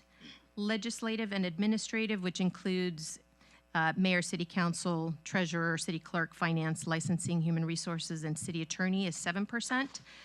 And public works, building and safety, community services, planning are 14% of the budget, and information technology services are 4% of the budget. And if we look at it by category, 50% of the budget is personnel, 1% is capital outlay, 7% is operating transfers, 5% is interdepartmental charges, which are cost allocation, liability, and vehicle maintenance, and 14% is maintenance and operations. 20% is contract services. In this contract service amount is the fire contract of 16 million, and 4% is in retiree and health relations. Okay. All right. Thank you. Thank you for putting that part in there. And we have now our revenue budget, which is proposed at $112,204,161. Our biggest increase is in taxes, which is $13 million. Of that, our largest increase are about $690,000 in the Measure HH sales tax add-on, about $1.7 million in sales and use tax, 1.1 million in property taxes, 2 million in TOT, 2 million in business license, and 1.8 million in utility users tax. And we have new revenue included in this budget for short-term rentals of $700,000 and cannabis tax of 2.1. Licensing and permits showed a decrease of 957,000. And this is due to projections for cannabis in the prior fiscal year, which didn't materialize. So we hope that those businesses are established in this fiscal year. Fines and forfeitures remain the same at 3.2 million. Revenue from use of money, which is interest on investments, will increase by $1 million, which is 200%. Intergovernmental state and county VLF fees are increasing by 807,000. 14.3 million of that are VLF fees. Service charges are increasing by 613,000. Other revenues, which are contributions from water, refuse, and RCC for IT services, are $75,000 increase, and program contributions remain the same at 1.3. Grants and restricted funds are increasing by 3.6 million to 111,429. And per the mayor's request last year, the difference between the expected expenditures and revenues, which is the delta, is 23,787,000, and that is the amount that's in cash balances already. So, for example, ARPA funding, we received 30 million in 22 and 23. So now there's a $10 million balance left, and that's what will be spent in this year and next fiscal year. So a total overall budget for for revenues for the city as a whole is $223,634,048. And we'll look at it just in graph form. As you can see, program contributions are 1% of the budget. Taxes are 74% of our budget. Licenses and permits are 2% of the budget. Fines and forfeitures are 3%. Interest is 1%. Intergovernmental state and county is 13%. Service charges are 4%, and miscellaneous revenue is 2%. And that concludes our presentation. To the chair. Okay, thank you. I'm curious. I know that we have a new hotel that's being built, and I'm just wondering, how is that included in our future revenue stream? So our consultants take into consideration which hotels are coming in. They kind of estimate what other hotels of their size in the population that we live in near an airport, and they give us an estimate of what that hotel would bring in. Sounds good. So that would be included in this. It's included in this. Not until it's running. Completed. Okay. Right. Once it's running, then they include it, and so it'll probably be included in the following quarter. Okay. Yeah. Thank you. Thank you so much, Felice. Let's give her a big round of applause and staff for putting this together. Super efficient. Everybody on the council did their homework, looking things over, asked questions before, and yeah, I think everything went very well. We're pleased with what we saw, Mr. City Manager. Yeah. To the chair, Yes. I just want to commend because, in the past we didn't have Felice reading the plans, the potential outcome of each department. So that was very excellent than what they have done and what is future coming. So thank you for adding that. Appreciate it. Excellent. The graphs were also pretty darn good, so we're happy about that. Okay, let's move on to the next item, the city managers. Do we have the ordinance first, ma'am? Is that the case? Item 8, ordinance number 2252, the first reading, an ordinance of the City Council of the City of Hawthorne, California, amending Section 2.30.140. Salaries of the City Clerk and City Treasurer of Chapter 2.30, Civil Service General Provisions and Regulations of Title II, Administration, Civil Service, and Personnel of the Hawthorne Municipal Code, and making a finding of exemption in compliance with CEQA in connection therewith for introduction. I make a motion to introduce? It just says introduce. Yeah, that's There's it. no second. Thank you, Mayor. They make a From the city clerk days? I'm just saying, it just says introduce, but thank you. No, yeah, Mayor. thank you. Thank you guys for the support. City manager's consent calendar, ma'am? Item 9, we have items 9 through 22 on the city manager's consent calendar. Item 9, progress payment number 3 in the amount of $632,762.76 due to Sequel Contractors of Santa Fe Springs, California for Northeast Hawthorne Mobility Improvement Project, project number 21-05. Item 10, progress payment number 6 in the amount of $592,661.30 due to GERBCon Inc. of Baldwin Park, California for sewer main and miscellaneous storm drain improvement project, 2023, project number 23-04. Item 11, award of contract for 120th Street improvements, Crenshaw Boulevard to Felton Avenue, Phase 2, project number 21-03. Item 12, progress payment number 7 in the amount of $82,222.21 due to Ellignor Belco Electric of Chino, California for Hawthorne Boulevard Mobility Improvement Project, Phase 2, project number 23-01. Item 13, progress payment number 11 in the amount of $112,916.32 due to Ellignor Belco Electric of Chino, California for Highway Safety Improvement Project, Traffic Signal Upgrade and Reconstruction, 120th Street Improvement Project, Prairie Avenue to Felton Avenue, project number 21-06. Item 14, bids to repair Betty Ainsworth Sports Center exterior doors. Item 15, progress payment number 1 in the amount of $514,309.38 due to Best Contracting Services, Inc. of Gardena, California for Betty Ainsworth Gymnasium roof replacement, project number 23-03. Item 16, progress payment number 2 in the amount of $154,831.85 due to Best Contracting Services, Inc. of Gardena, California for Betty Ainsworth Gymnasium roof replacement, project number 23-03. Item 17, progress payment number 3 in the amount of $577,012.47 due to Martinez Landscape Company, Inc. of Sylmar, California for general maintenance, project number 22-05. Item 18, progress payment number 2 in the amount of $271,671.50 due to Martinez Landscape, Inc. of Sylmar, California for alley improvement project, project number 24-06. Item 19, city-owned properties renovation project, professional services agreement with Pacific Packing and Moving LLC. Item 20, approval of a change purchase order to J. Lee Engineering, Inc. on the amount of $200,000 for a total not to exceed amount of $250,000 annually. Item 21, fiscal year 2023-2024 and 2024-2025 blanket purchase orders for the Public Works Department.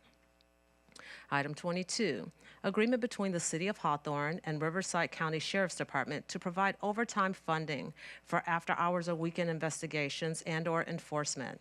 The Hawthorne Police Department was awarded $106,000, which has been adopted into next year's budget, 2024-2025. Mr. Mayor, that concludes the city manager's consent calendar. May I have a motion to approve items 9 through 22? I'll move. A second. Okay, please vote. Approve up to item number 21, I think.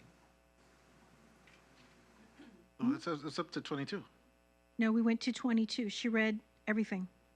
21. I see number 22 as a discussion action I item. saw 21. Oh, no, we're based on what we have, based on all the items that she read. Let's just continue.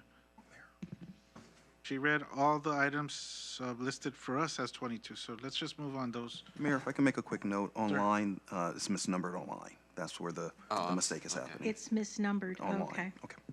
Thank you. Because I was following the city clerk very thoroughly. Okay, let's vote. The votes are in. The voting reflects mayor and council voting yes.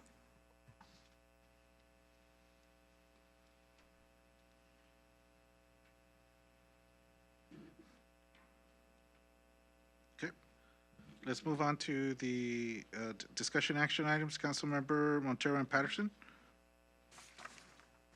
You guys have a discussion on charter. Thank you. Thank you to the chair. Okay, so this charter city has been a hot potato. But I have to tell you that when we assess the overall benefit to the charter city, if it doesn't have the salary component, it is good for our city, okay? Because we already have, for example, long time ago, the Supreme Court of the United States gave charter cities a win over the state affairs, right? About eminent domain, for example. They said the city could use eminent domain for purpose. The state said for public use, okay? So that's a different there. Because public use, that means, like we said before, it have to do things that benefit the people, like a parking structure or a park. But for a purpose, the city could decide to do something else with any property that it come, if we wanted to do that.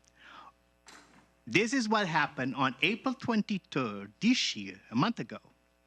The lower court of California gave the 17 charter cities a win over the state.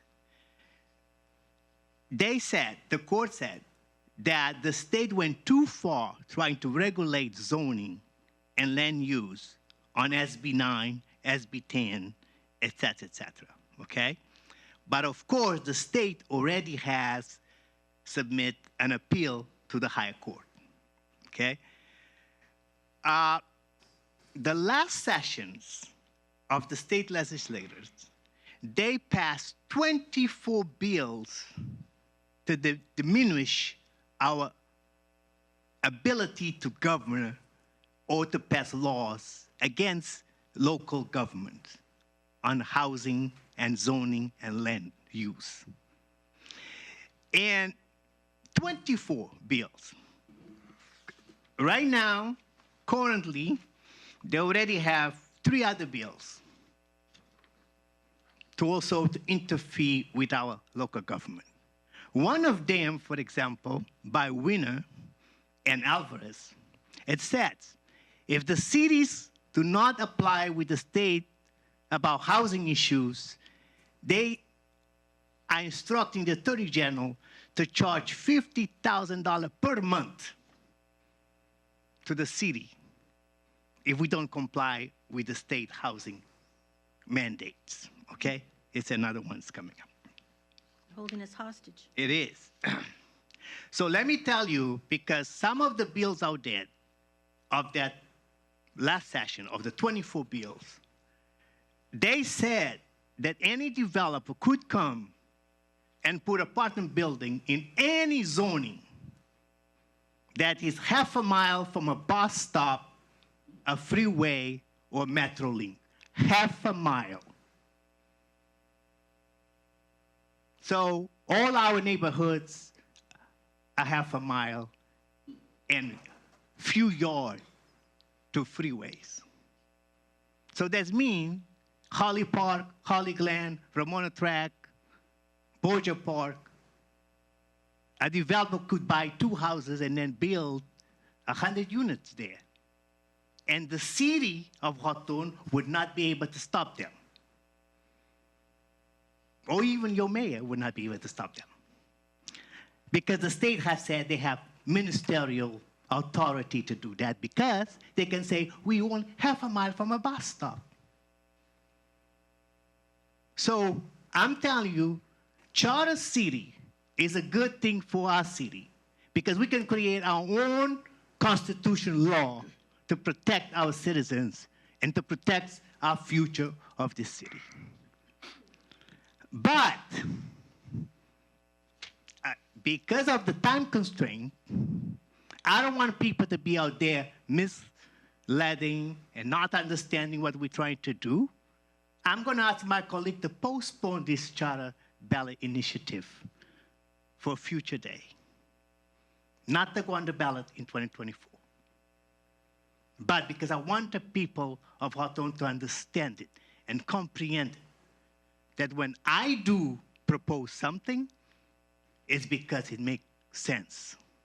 It's because I was elected to protect the people, to protect our city, and that's what I'm doing, to serve the people.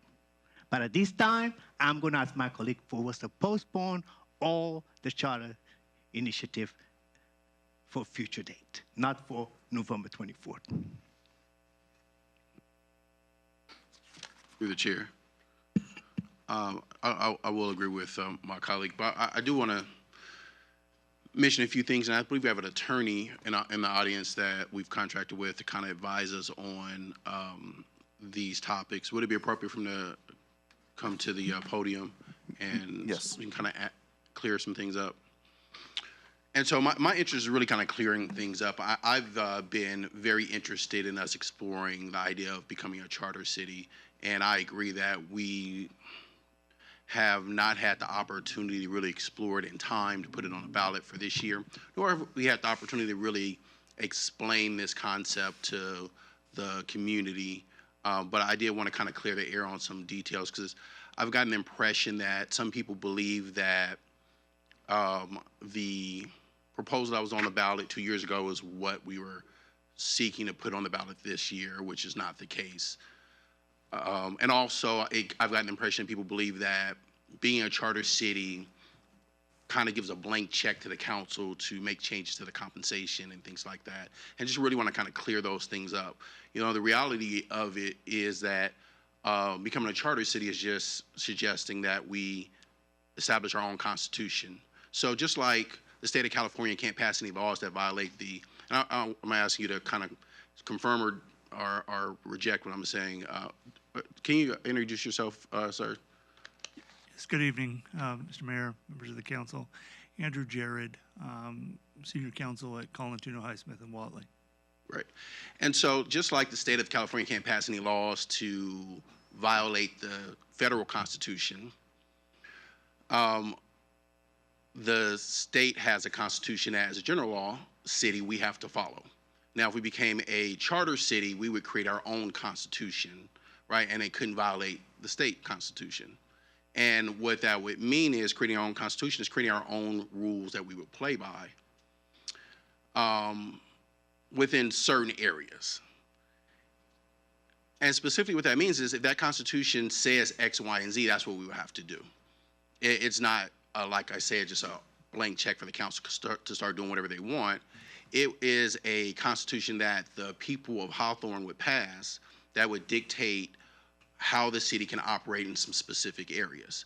And if that constitution says that, for instance, compensation stays the same, then no vote of the council can change that, right? That'd be violating the constitution, right? Only way that can change is if the people voted for an amendment to that constitution.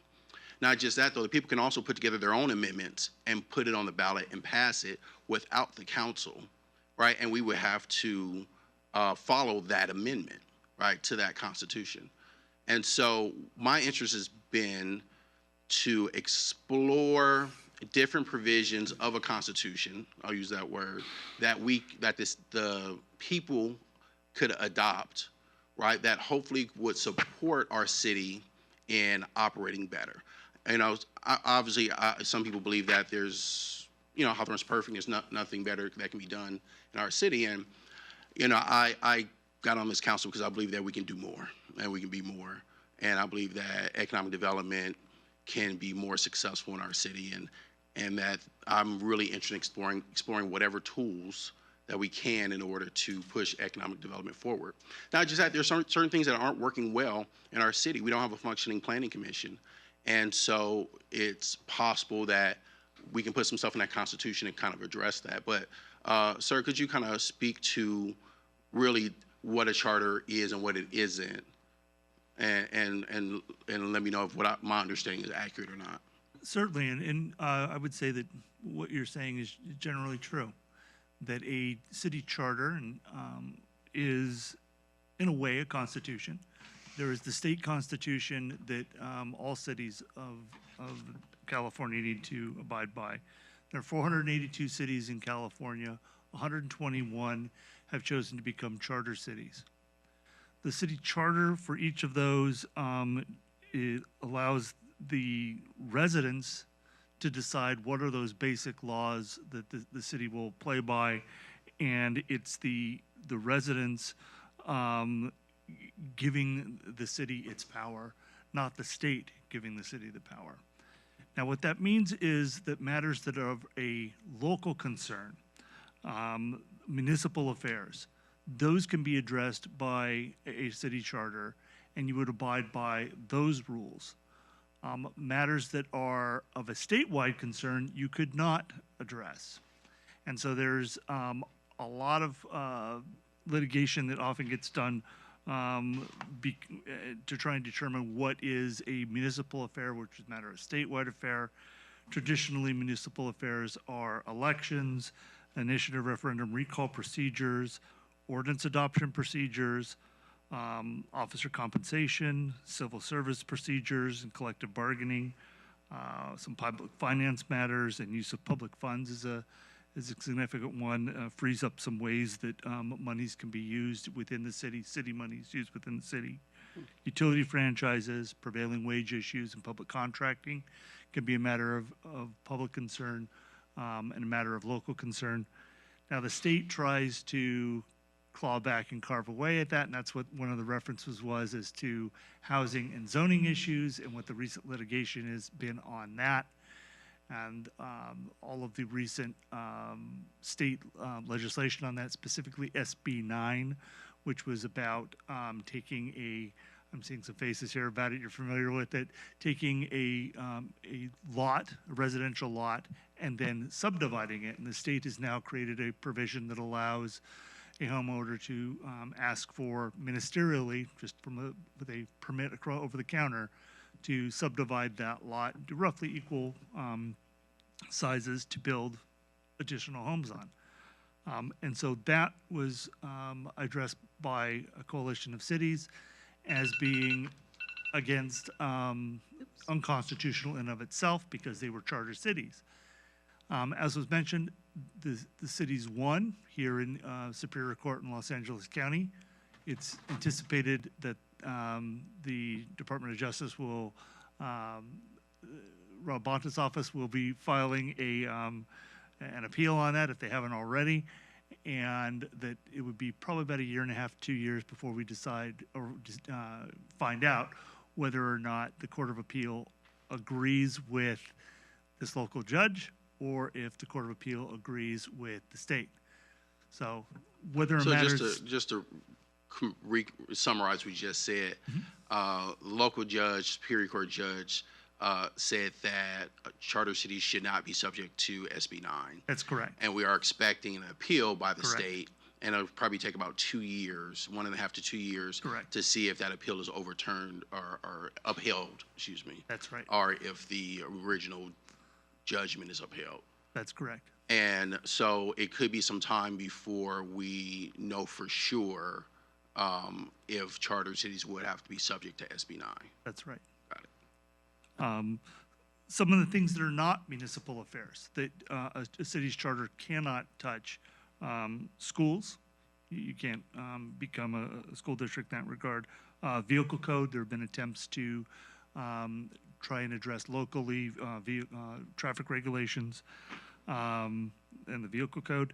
Telephone franchises, licensing of certain trades. So you can't get it with, there is already a licensure scheme by the state for, let's say, all the professional licenses, barbers, the attorneys, accountants, anything that has a state license, you can't jump in and also address. The Brown Act, the Building Code,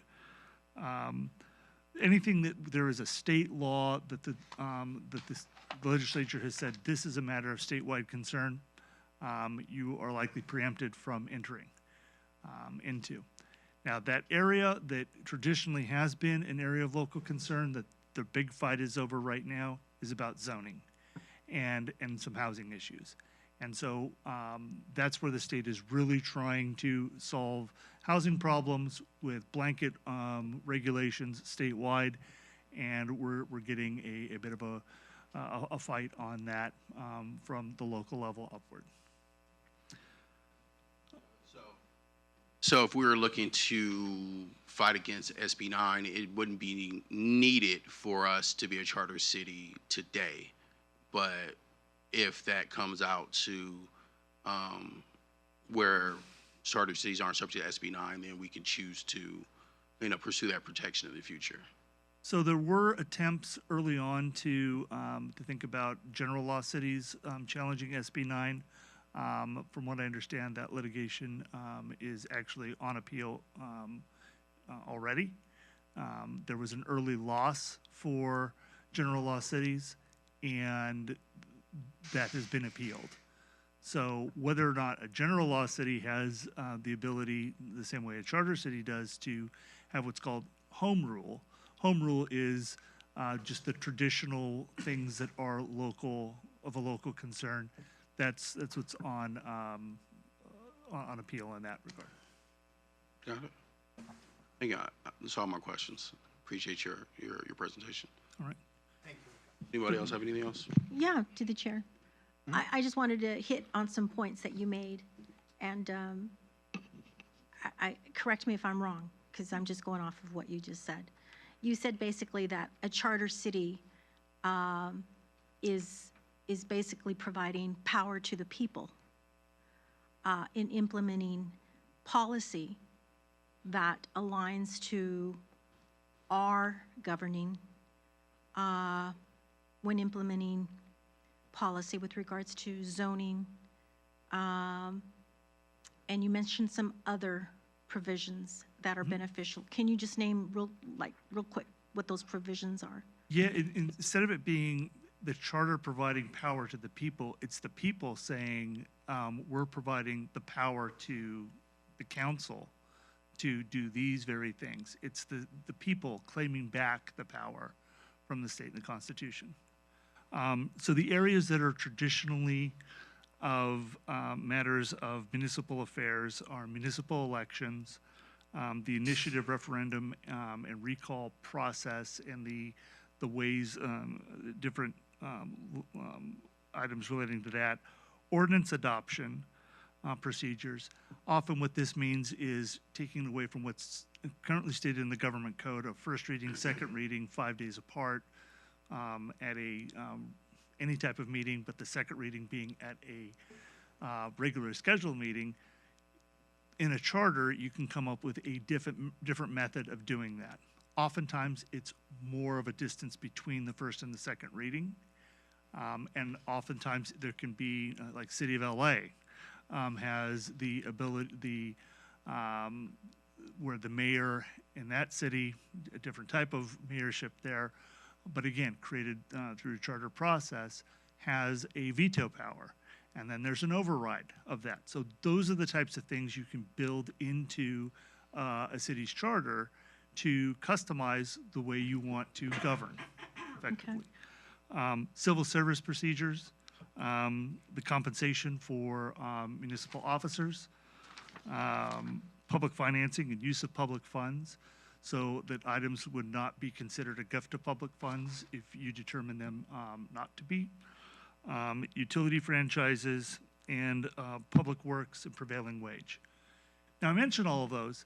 That doesn't mean that every city charter has those. Right. What it means is that those are the things that you can carve out and make your rules that are appropriate for your city. Right. And then it's given to the voters to consider whether or not to approve that, just the way they considered whether Measure I was appropriate back in 2022. I know that you mentioned there was 21 cities that are charter cities. 121. Oh, sorry, I've missed the 100. Yeah, I wrote 21. 121. Ooh, more power to the people, right? Yeah. I know that there's some cities that are charter cities that are, not complying. I shouldn't say comply because they're charter cities, right? They are somehow not allowing for the local control that SB 9 and 10 was ultimately trying to make, and they've put a stop to that. So they're able to do that because they're charter city, right? Yeah, so that's what the attempt is with this lawsuit. And I don't know of any city that has gotten, that is done it the way you might be describing it. But there are these 5 cities that have a lawsuit. Right. And it was Judge Kinn who ruled in their favor and indeed said that as to charter cities, SB 9 is unconstitutional. Sure. And I'm concerned because since Councilmember Montero has made a request for us to postpone, because obviously you need time.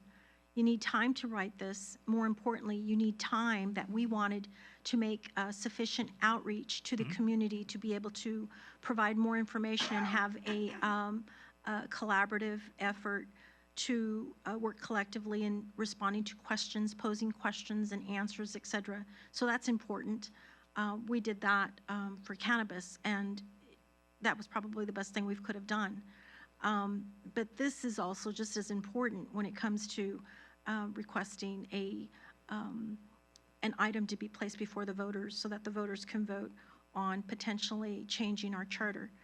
And I'm concerned not just for the postponement, but because we're going to have a delay for a later date that would allow us more time to do everything that I just made mention of the foreclosures and the things that are happening in our city. There's a lot of properties that are $1 million properties in Hawthorne, which is unbelievable, right? For little Hawthorne, I don't think it's so little anymore, but hey. I'm really concerned for the foreclosures because when you have investors and those that are looking to acquire property, they have the abilities now to, like you said, parcel out the lot and to build what they basically would want, right? And that's a little concerning because you have longtime residents here in Hawthorne that have owned their properties for years and value their properties. And we know because we get a lot of constituents that reach out to us for concerns with regards to blight, public safety matters, speeding issues, all kinds of stuff. And it's just concerning because a delay like this is potential to add additional calls and concerns for services, right? And so I appreciate the information that you're providing here this evening that is valuable to those that are watching on Channel 22 and trying to understand exactly fully what we're trying to do. But I agree, we definitely need time. And I agree that this is something to potentially continue to look at and review as, over 1,000 and some legislative bills are coming out of Sacramento, it seems, every day. And we already saw the deficit that we have in Sacramento. I mean, they're trying now to figure out how to,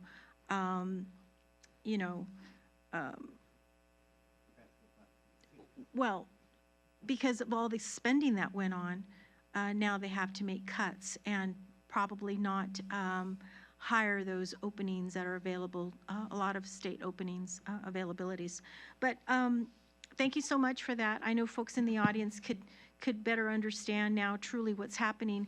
And where at one point that I found very, very interesting, where some folks were probably not considering it and not wanting it, and now, those minds have been changed, and it's probably because of information that you're providing, information that other individuals that are experienced and have the experience is providing, and really, truly, us learning, because it is a learning experience. And I know it's often hard for folks to make change. I know it's often hard for residents of Hawthorne to make change because they're so familiar with just what has been working. But ultimately, we are a growing city. We have great potential. And because we have so much in the pipelines that is coming our way through funding and dollars and grants that are going to, blow out this city council building, and we're going to just build up and build under with regards to parking to provide for all that's coming, not just in sports and entertainment, but through the Olympics and much more that is coming. We just truly have to understand how are we going to benefit from this and or not. And if we keep our minds closed to that, we're not going to be part of that, nor are we going to benefit from that. And that's not something that I hope for Hawthorne's future. So I truly hope the residents understand this, that it's not about us, it's not about me. It's about truly looking out for the city of Hawthorne and its future and how it could benefit from its growing economic forecast that's coming. And for the folks that think that we're just okay, just, today, I truly hope that you take a little more looking at what that means, because it could truly be holding us back. So again, thank you for your time. I know it's late in the day or evening, but I appreciate your coming in and working with us on providing additional information and very helpful, healthy information. Certainly, Thank you. Mr. Chair. Yeah. You didn't mention charter. You didn't mention districts. Can you talk a little bit to that? Certainly. So districts are something that can be addressed through charter. A mayor at large can be addressed through that. The phasing of elections can be addressed as well. Can you explain so that the people that are watching and here understand exactly what I mean when I talk about districts? Yeah, so districts, so right now you have elections at large where everyone in the city votes for all members of the council. And there are some cities, City of LA is probably certainly the largest and perhaps most prominent with this, where the territory of the city is broken up into smaller districts, and only the people from that district would vote for a representative council member from that district. There have been a number of cities that have had to go to districts because of the California Voting Rights Act that was passed a number of years ago, dealing with cities where historically there's been underrepresentation on the city council of different groups within that city. And there, at some point, a threshold is reached where then a city must go to districts in order to encourage voter participation and representation. There have been a number of lawsuits about the CVRA. There have been some changes to it. And so you've probably heard over the last 10, 15 years about many cities having to go through a process once they get a letter saying that there will be a legal challenge to the way that they form their city. I don't know enough about your city to understand whether or not you're in that situation. You're compact. It's a very diverse community. There's a very diverse council here. You're probably not facing that type of situation, but there is a way through the charter process to address that districting and create a map, whether it's 4 districts or 5, in order to do that. Yeah, I know that the city of Long Beach has districts, as well as the city of Inglewood has districts. So Long Beach have quite a bit of council folks on there, and as well, she mentioned the city of Los Angeles have a lot, 15 council folks.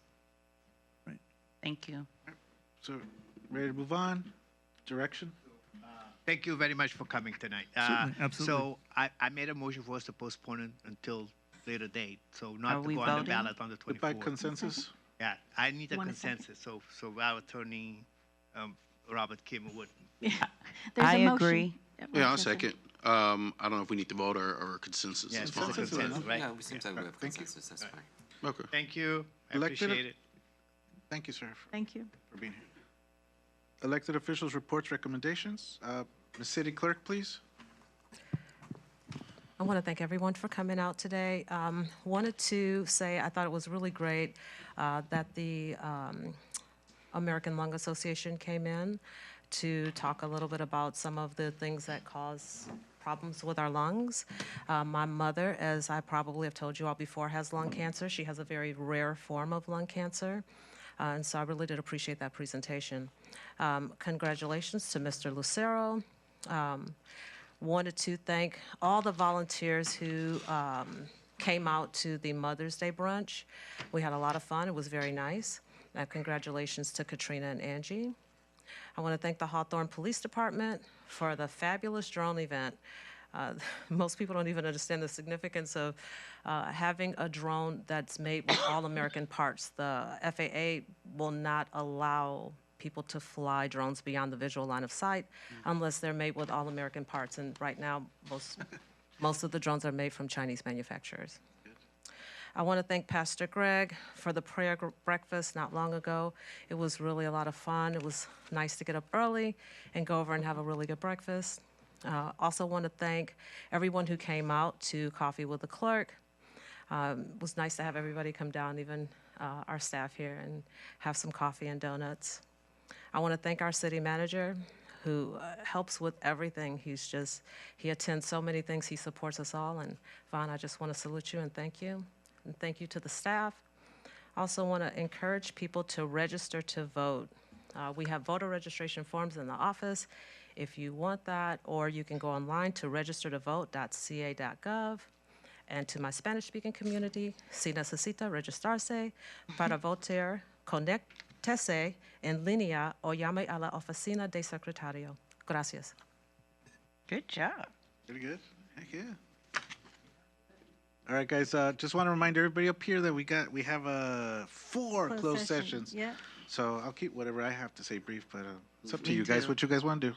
Councilmember Patterson. Thank you, Mr. Mayor. I want to first thank the community for coming out and participating in the process, making your voices heard, making sure we understand your positions on what's happening in your city. We definitely need that, and I definitely appreciate that. Want to thank our staff for your hard work. We always have a number of events in the community, and our staff is out there at all these events representing, taking care of our residents, and just working really hard. I want to shout out to Greg. I see the hair coming in. Greg's been around the city for a long time. I've seen him with long hair, short hair.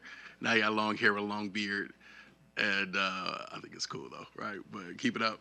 You know, giving some of our other residents a run for their money with their beard, but. I wanted to request that this be added to the budget, or we talk about this, but I would like for us to have a continuing education plan for all of our departments, whether it be a policy or a part of the budget. I think it's really valuable that everybody attends conferences, workshops that are specifically tailored to their job and their department, so they can grow and stay up to date on best practices for municipalities. You know, with that said, there's a conference, Government Financial Officers Association is having a conference coming up. I would love to make sure that our city is represented there, that the right personnel from finance or licensing attend that particular conference. But I want to make sure that that's the case with all of our departments. You know, I think we have great people. I want to make sure we invest in our people, right? So our city does well. Another thing regarding kind of the budget, I want to look into maybe investing some more money in our prosecution department.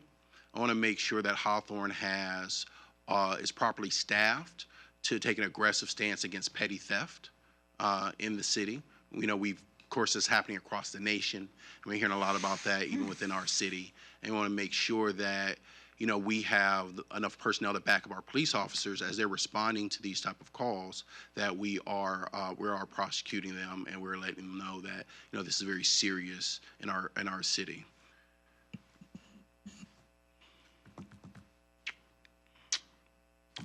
And I hear that we just hired a new woman officer, African-American woman officer to our police department. Is that correct? And I think I want to speak up and say that I think it's a big deal. I think it's an awesome accomplishment, because I understand it's the first time we've hired an African-American woman to our police department, which is great and sad at the same time, given the fact that, you know, Hawthorne's had black people in the city for a long time. You know, we don't have a lot of African-American officers, and just to have our first woman African-American officer, you know, it's kind of long overdue. But I want to congratulate our police department in taking my suggestion for us to really take diversity seriously in that department. And you know, I appreciate all the efforts and want to commend you on your success in hiring 11 new officers over the last year. I understand that many departments are having a hard time recruiting officers. We're in a climate where a lot of agencies aren't as good as our agency. A lot of agencies aren't necessarily always doing the right thing out there in the community and aren't properly trained, but that's not our city. We have great compensation, we have great training, we have great environment in our police department. I've had an opportunity to have a few conversations with some different officers in our city, and always very impressed by the passion that our officers have for serving the people, not for being, playing cop, right, but for really serving the community. And so I want to commend our police department for all your successes in that respect. Thanks a lot. Thank you, sir. Councilmember Alex Monteiro. Thank you, Mr. Mayor. Again, good evening, everyone. Thank you for coming. This was an excellent meeting. First, I want to say thank you to all the departments, because I said, people do not understand that to create a budget, especially for a whole city, it takes a lot of effort and a lot of hands, a lot of minds, and a lot of courage to put all this budget together. So I want to say thank you to all the departments, from Vaughn to the finance, to the HR, to the planning, to the public works, to the police department, to the community service, to all of you licensed, because this gives us a picture what's coming, 2020, 24, 25, the expenditure and revenues. And some of you, I know that made some sacrifice to make sure that our budget reflect what we preach about serving our community. So again, I was glad to see all the future planning and outcomes that's going to expect from each department. So thank you for that. That was excellent, excellent, excellent. Again, I want to congratulate to Mr. Lucero for his service to the country and also to our city. So we have gained an asset to our city from his volunteer. I just want to mention that on April 28th, we did have a Hawthorne President's Council Volunteer Appreciation Day. That was a partnership with the city and Hawthorne President's Council. We honored 75 volunteers, and they were very grateful, and for them to give their time and selfishness for the year of 23-24. So I look forward to do that next year. I did attend the Southern California cities of governments, like 192 cities have the annual assembly, where we discuss regional plannings, housing, transportation, what's coming to the Southern California, because all the cities are working about how to put up the front because of the World Cup coming to around here, the Olympics, and so everybody is getting ready for Southern California economy boost from now until 2028. The drone presentation at the police department, it will blow my mind away. It was hundreds of people there, more than 500 people, I guess. People came from Japan, Europe, Texas, from everywhere to see those drone presentations from Brink. And it was, that's the future, public safety, 911 drones, that's going to be surveilling our area, to protect the police department, also to protect citizens. So don't be afraid of drones, okay? Because I know some people sometimes they call us and send us emails about, oh, I saw drones in my backyard. So we're not spy on you, okay? Well, I don't know about that. And I want to also thank Councilwoman Katrina Manny and Miss English for Mother's Day event. It was a fantastic day, to see all those mothers there. The place was beautiful. The decoration was fantastic. So thank you for that. And then for the brunch too, thank you for that. I just want to acknowledge that, other meetings that I did attend was the Clean Power Alliance, more news to come, and also the South Bay COG, and also the Sanitation District. So they're all contemplating increases. So more notice to come. Again, Thursday, the 16th at 5 p.m., we're going to do the K-9 dinner that will be benefiting the Hawthorne Police Department K-9 unit, and the Hawthorne President County is the 42nd annual K-9 dinner. So come out, and we're going to have spaghetti, and it will be 3 different sauce, ground beef, turkey, and sausages, okay? So $7, inflation, it went up.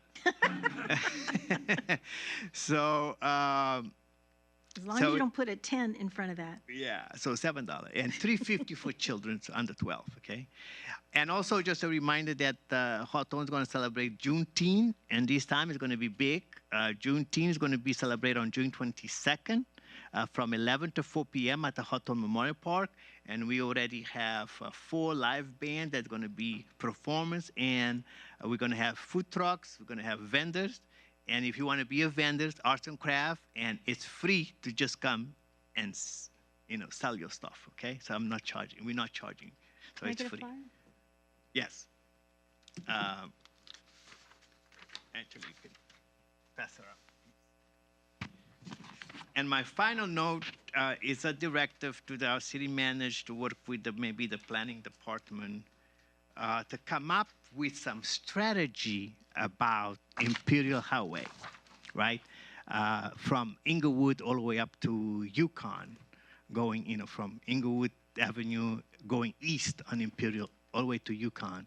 So we have several motels. I can count 4 of them. See, what can we do to encourage some development there? Transforming those motels into 3- and 4-star hotels. So can put us into, like give us a hump for what's coming up into this area in 2026 and 2028. So we need to make sure that we have because TOT, the Trans-Oriented Tax, is one of the biggest for our city. So we need to make sure that we're going to build more hotels that are going to bring people into Hawthorne, maybe stay in Hawthorne, dine in Hawthorne, and shop in Hawthorne. So please come up with some strategy there. I appreciate it. So good night, and I hope to see all of you on Thursday night. Councilwoman Angie Reyes English. Thank you, Mayor. And thank you, Councilmember Montero, not just for attending, and Councilmember Patterson for coming to Katrina Manning and I Mother's Day event, but thank you for your contribution that assisted us in sponsorship. We appreciate that. Tomorrow is the first annual anniversary celebration of Bridge of Hope Housing. It's tomorrow morning at 9 a.m. Right here at 3200 West 131st Street, just right off of El Segundo. It's the first anniversary of our Bridge of Hope Housing, assisting the unhoused. So we'd like to see you there. It's from 9 to 12, and there will be a light affair refreshments. Would also like to thank Soledad Jose Martin for their upcoming event that is coming up. The event is scheduled for September 15th, and that's from 12 noon till 7 p.m. So all of you watching on TV, make sure to come out and celebrate Jose Martin's anniversary. But more importantly, it's their 55th anniversary at that. City manager, I'd like to make a contribution, so I'll make sure to look at my account to see how much I could afford to give out, because Katrina's taking all my money, you guys. But anyway, Trinity Lutheran Church and School, it's very unfortunate that they have to close the school portion of the church. Its final day, it's going to be on June 30th. They're closing their doors to the school, but they're inviting all of us to participate in a celebration of worship, and that's on June 2nd at 10 a.m. in their sanctuary. So if you could mark your calendars for that. Thank you for the invitation. Also, Connect to Your Future Spring 24 hiring event. It's Wednesday, May 15th, which is tomorrow from 1 to 4 p.m. Okay, so make sure that you attend that. And that looks like it's going to be at the Hawthorne Memorial Center. I might need to get in line for that one too.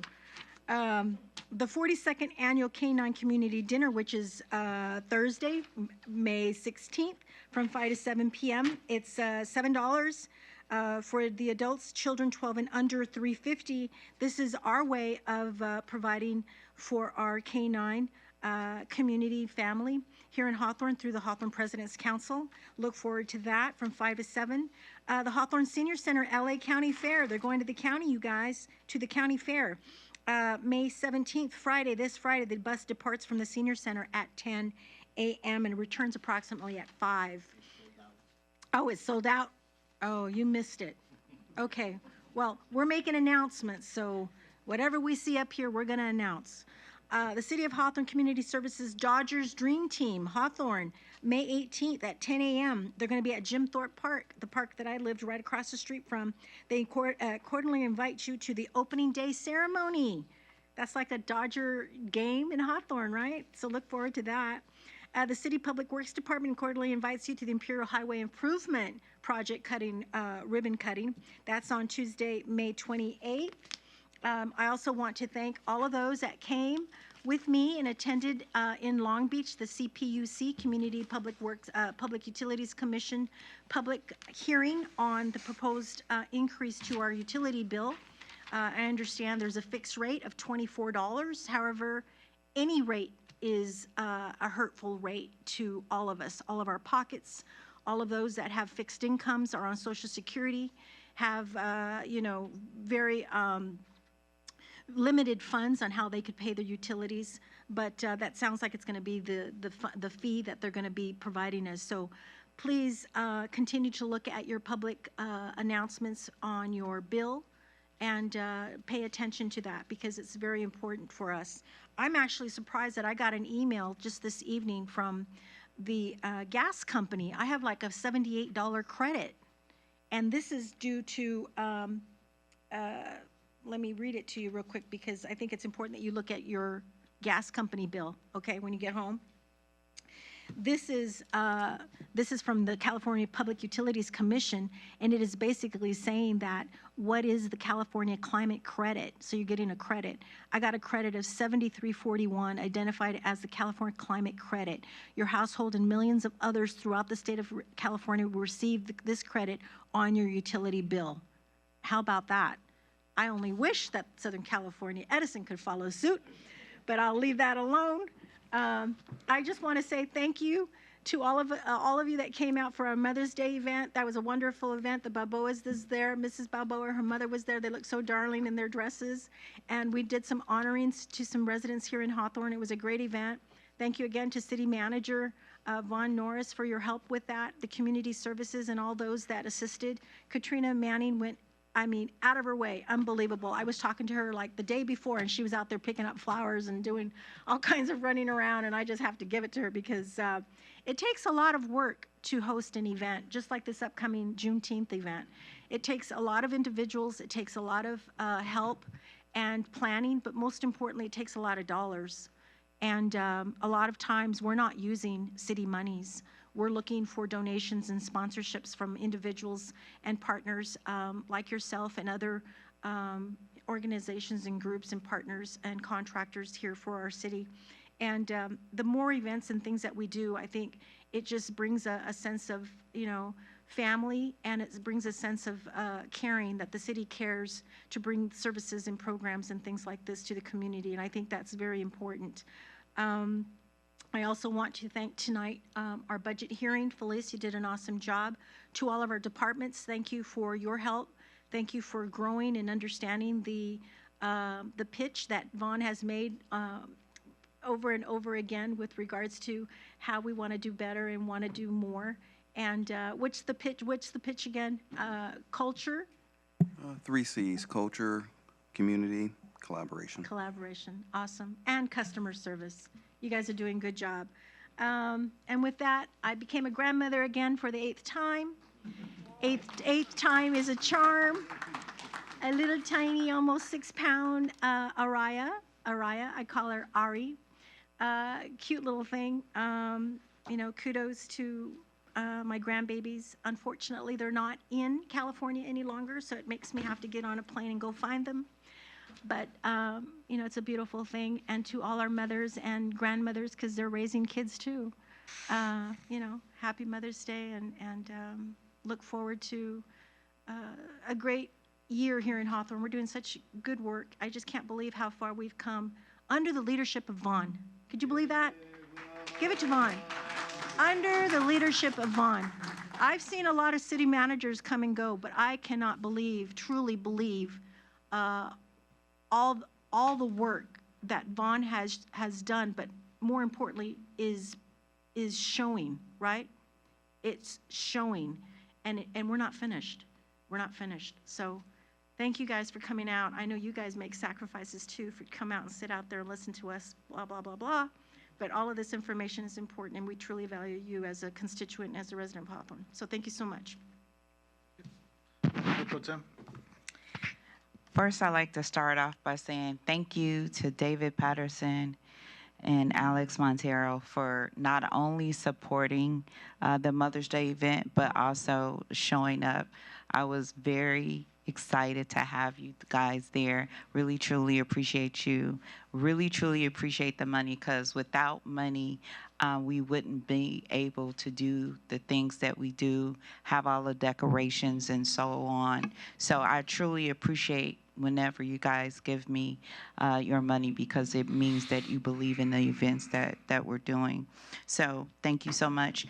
Also, I want to say thank you to our sponsors, Chevron, McDonald's, Providence, Republic Waste, and Waste Management. These folks are always coming through for us, and so I wanted to give them another kudos to say thank you for supporting us. We truly appreciate you. Also, I wanted to also mention the awardees, Betty Neal, who turned 100. I mean, she's 100 years old, and I have to say she always shows up to all the events that I give, and she has so much energy. She moves, far better than some of our young folks. And then Commissioner Balboa, she always comes and looks really nice and brings her mother, who is 96. So can you imagine the history that we have at these events between Betty Neal and her mom, and then the other, Carolyn Fricklin was another awardee, as well as our own Deborah Johnson came there. So thank you to those women for pouring into the city of Hawthorne and their commitment to making this a better place. And then I also want to send a big thank you to Von Norris family for all the patience they have, because he is always at all of the events working his little heart out. And so I know that they miss him, because we have him. And so I want to say thank you to his family and his wife. So thank you so much, the Norrises. Oh, and thank you to Vaughn, but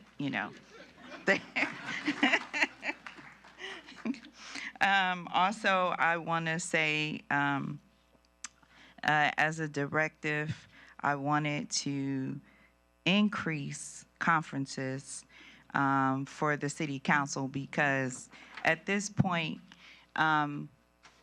things have gone up and they're very expensive. And where we are with the funding that we have, we can only generally go to maybe one, maybe two conference. And there's thousands of conferences a year, and I know we can't go to them all, but it'd be nice to be able to go. So I would say if we could increase that to like 5,000. I think it's at 3, but I'd like it to be at 5. The other thing that I would like, and I would defer this to my council members, we talk about building, we talk about growing, and as we know, real estate is expensive. And so I'm proposing that we increase our capital budget or asset budget by $1 million, so that we can continue to purchase assets as we grow, and just being prepared as businesses come into our city. We want to be able to provide them an opportunity to have somewhere in our city. So I'm proposing that. Can I get a consensus on that? Okay, thank you. Thank you, ma'am. Okay. No, she's not finished. I request that we bring it back as a discussion action item, so we could have full discussion on this. There's also legal issues to be addressed on that as well, so. It's taking care of us, ma'am. Okay, just remember y'all said yes. Okay? All right, thank you. Also, I had an opportunity to attend the leadership kickoff for Pope Francis in the city of Norwalk. It was well attended. And so City of Hawthorne is also a participant. We'll be hosting Pope Francis Leadership Program in our city sometime this year. And so more information to come about that. Also, I had an opportunity to attend Supervisor Mitchell's Small Business Summit. That was well attended as well. So the other thing that I want to, let's see. I don't know why I keep taking my glasses off when I know I can't see. Yeah, that's it for me. Thank you all so much for coming out tonight. Also, I didn't have a chance to say happy belated Mother's Day to all the beautiful mothers. Make sure you put it on your calendar that next year is going to be even bigger. So just be prepared. I'm going to be asking my other colleagues for money, so I'm just letting you know now. So thank you. Good night. I'm broke. Go ahead and do your, we need to get back just in the back. real quick, go back. I just want to acknowledge our housing person that was here today for housing, Know Your Housing. Fair housing rights. Let me tell you, they're very important entity group to assist you with regards to housing matters, evictions and things like this. So thank you to that. And in line with that, Vaughn, I'm going to be doing a FAME, F-A-M-E, all in capital letters, legal clinic. So this is for you, the residents of Nice. Hawthorne, who have legal issues and need legal advice. You're going to have an opportunity to speak to an attorney. They're going to have roughly over 10 attorneys present from every litigation that you could speak to, and it's Know Your Rights seminar, and it's going to be in Hawthorne roughly in August, the first week of August, from either 9 to 2 or 10 to 2. We have still to figure that out, but we're going to be working that out. And then I'm going to be bringing the sorority group, the men's sorority group that did the tax workshop. Yes. They're going to be coming and providing us numbers. They finished off Okay. their tax season Yes. in helping here in Hawthorne. Yes. And they'll be coming to do a presentation. And so just want to make sure we have that on the agenda when that comes. We'll let you know, but yes. Okay. FAME, Legal Clinic, Know Your Rights Seminar. Councilmember Montero? Thank you, Mr. Mayor. I just want to ask permission to all of you to use your signature on a proclamation because Richstone Family Center is going to Yes. celebrate 50 Yes. years, okay? And also, the Prime Minister of my island, Cape Verde, is coming to town in June. So if I can give him a proclamation, but he's Yes, not going sir. to be Yes. here, but so I can put your guys' name on that proclamation, okay? Yes. Thank you. All right. Can I say why he has to say that or why he has to ask? So that people understand. When we do a certificate of recognition or a proclamation, there has to be an agreement of all members up here to have their signature on the certificate. If we don't have somebody agreeing, it's just going to be one person or two person. It looks a little better when you have all of them. Okay. All right, folks. All right, let's get in the back. We have 4 closed sessions. I wish we could postpone some of these, but, oh yeah, bro, come on. How many go backs you guys? Come on, give me some time. Ahora pues. I said I would stay to 2 a.m. Absolutely. Let's go to 7-Eleven first so I could get myself some sodas, donuts, and chips and stuff. So I just want to let you know that the Hawthorne Veterans of Foreign Wars Post 27-5 and the American Legion Post are going to have a Memorial Day ceremony on Monday, May 27th, 2024. It's going to be held at the Memorial Center at 10 o'clock. So everybody's invited to be there. Let's see what else. Looking forward to the Verbena event. Gonna get my guayabera pressed really nice and clean. And I think that's pretty much it, even on my part. There's a lot of things out there. There's probably a lot of good news that I'm gonna want to share. For me, that I want to share, and it affects the community in a positive manner. So I'll share that with you probably very soon. What else?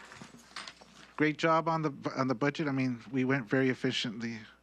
I'm pretty sure we could tighten up some of the rest of the comments and discussions that we have as we go, and just be more concise, but I think we did pretty good today. Okay, so let's take a look. We have 4 sessions. Mr. City Attorney, can we do any of these concurrently, or do we have to come out for probably all 4? We could do the first 2 items together in closed. Yes? In closed session, yes. Okay. But we do need to read it off from the city clerk. Are those the most difficult ones? Not necessarily. All right, let's go. All right. Is there any member of the public that would like to address item 25 and, what's the other one, item 26? Well, it's actually item number 24 and 25, depending on whether you're looking at hard Okay, copy yeah. or online. Got it. Is there anybody that wishes to speak on item 24 or 25? Seeing no one, if there are no objections, I'll declare oral communications. Can we read off the agenda though for Madam Clerk? Item Okay, go ahead. 24, conference with legal counsel, anticipated litigation, significant exposure to litigation pursuant to subdivision D2 of section 54956.9 of the California Government Code. One potential case. Number 25. Item 25, conference with legal counsel, initiation of litigation against a third party pursuant to subdivision C of section 54956.9 D4 of the California Government Code. One potential case. Is there anybody wishing to speak on these items? If not, I declare oral communication closed to ordered. We will now recess the city council meeting to conduct a closed session for a conference pursuant to the agenda at 8:50 p.m. We are in recess.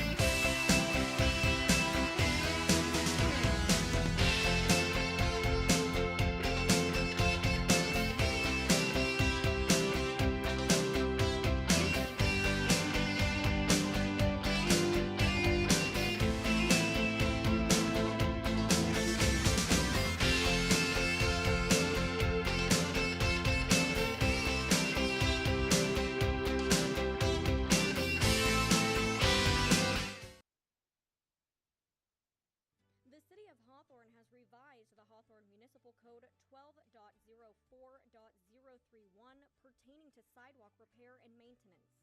The revised code places new duties and obligations on the property owners adjacent to sidewalks in conformance with the California Streets and Highways Code. The revised municipal code section can be found online at the website shown on the screen. A copy of section 12.04.031 is also available from the city clerk's office. Property owners are encouraged to consult their own legal counsel or insurance companies if they have questions about the legal impact of the new code section.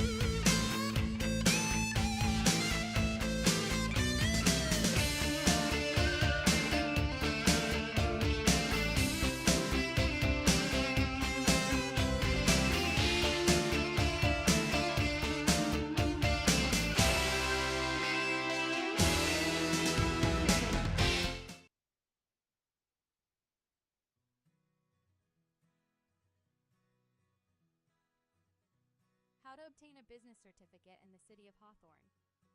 First, check to make sure you have fulfilled all state and county business requirements such as becoming a legal entity, acquiring an EIN number, registering your business with the Secretary of State, obtaining any specialty licenses or permits, etc. To obtain a business tax certificate in the City of Hawthorne, check local zoning regulations. Come to the business license office for the business license or tax certificate packet. There's also a downloadable version online at www.cityofhawthorne.org/department/finance/licensing/licensing-forms. Submit your completed application to the business license office for processing. Please only answer questions that pertain to the type of business you wish to operate. Not all items listed will apply. You may ask who will review your application for approval. The application will first go to the planning department to confirm the potential location is zoned for your business type. If you come into the office, you will walk your application to the planning office and they will send you back to business licensing if approved to pay for the business tax certificate. If not approved, you are not eligible for a business tax certificate. Options are to move to a properly zoned area or dissolve the business within the City of Hawthorne. Next, the application will be reviewed and approved by our Building and Safety Department. If your business applies, who will contact you to schedule an inspection of the physical property? Follow-up inspections may be necessary. Then, the application will be sent to the Hawthorne Police Department and LA County Fire Department, who will check for issues associated with the address such as excessive calls and more. The city manager and finally the city attorney will review what businesses are coming to the city, ensure all proper steps or approvals have been taken, and that there is no pending or past litigation against the proposed business. Upon final approval, a business tax certificate is created and mailed. This document is not given over the counter. Note, if your application is denied by any department involved in the approval process, please follow up with that department directly. What you should know: business tax certificates expire December 31st and renew annually January 1st to 31st. Taxes paid after January 31st will incur a 25% monthly penalty until 100% is reached. Taxes are based on flat fees or gross sales from the previous year. At renewal time, gross receipts are given. Calculations can result in an adjustment of taxes owed or credited. Please call the licensing office when trying to calculate your business tax for accuracy. If you have a credit, it will be applied to the next year's taxes. The city does not accept partial payments. If you do not have a business tax certificate, you may not conduct business in the city of Hawthorne.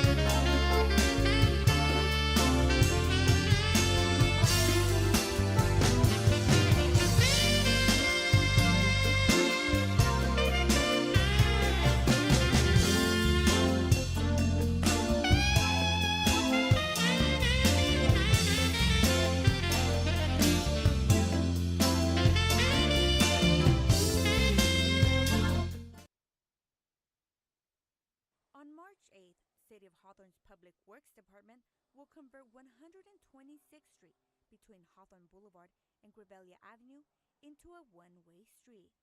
Vehicles will only be allowed to travel westbound.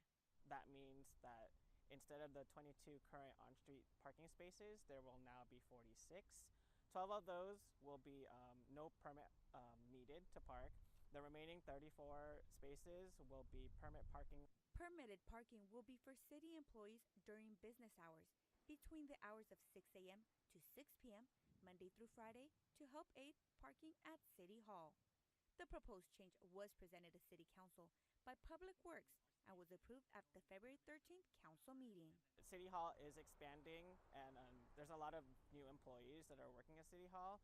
So in order to alleviate some of the parking concerns, we decided to convert 126th Street into one-way with angled parking. Due to the upcoming City Hall expansion project, where an additional building will be added to City Hall and the current City Hall parking lot will be under construction, employees needed another location to park. No street access will be available on the 8th of March due to the construction, but will reopen the following day.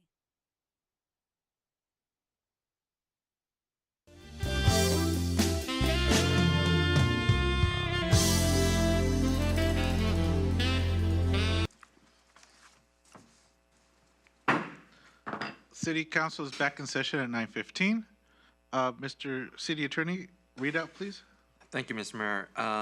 So on item number 24 was conference with legal counsel regarding anticipated litigation. In that matter, the direction has been given to the city attorney by the council. As for item number 25, conference with legal counsel, initiation of litigation against a third party, that direction has been given to and have been approved to initiate the action. The voting tally was unanimous. The other particulars will be disclosed upon inquiry after the action is formally taken. Okay. We have two remaining closed sessions? We do, and we do have to do that separately. Okay, can you please read the first one into the record? Sure. Item number 26 for closed session is conference with labor negotiators, subdivision A of section 54957.6 of the California Government Code. Name of labor negotiators Robert Fontre Norris and Erica Lampkin regarding Hawthorne Municipal Employee Association, HMEA. Okay. Is there anybody wishing to address the city council? If not, we're in recess at 9:16.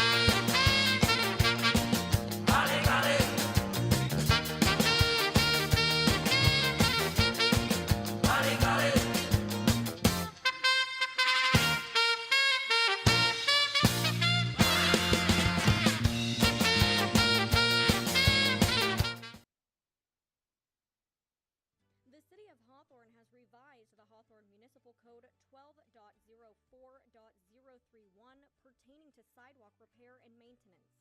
The revised code places new duties and obligations on the property owners adjacent to sidewalks in conformance with the California Streets and Highways Code. The revised municipal code section can be found online at the website shown on the screen. A copy of section 12.04.031 is also available from the city clerk's office. Property owners are encouraged to consult their own legal counsel or insurance companies if they have questions about the legal impact of the new code section.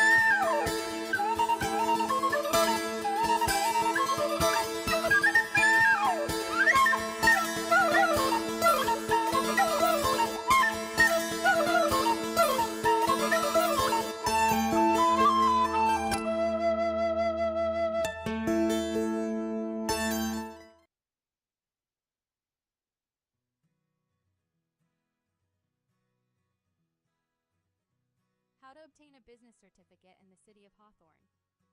First, check to make sure you have fulfilled all state and county business requirements such as becoming a legal entity, acquiring an EIN number, registering your business with the Secretary of State, obtaining any specialty licenses or permits, etc.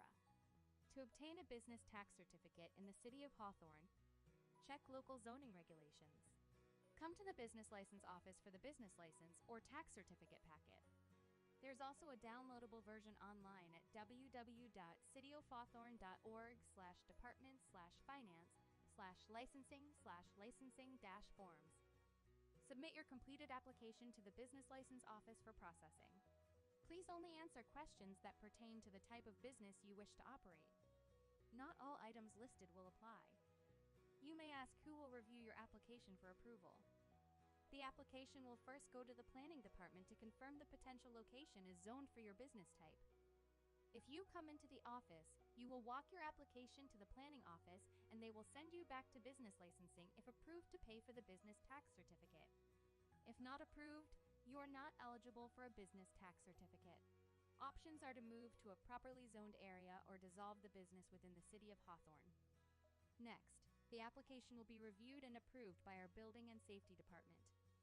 If your business applies, who will contact you to schedule an inspection of the physical property? Follow-up inspections may be necessary.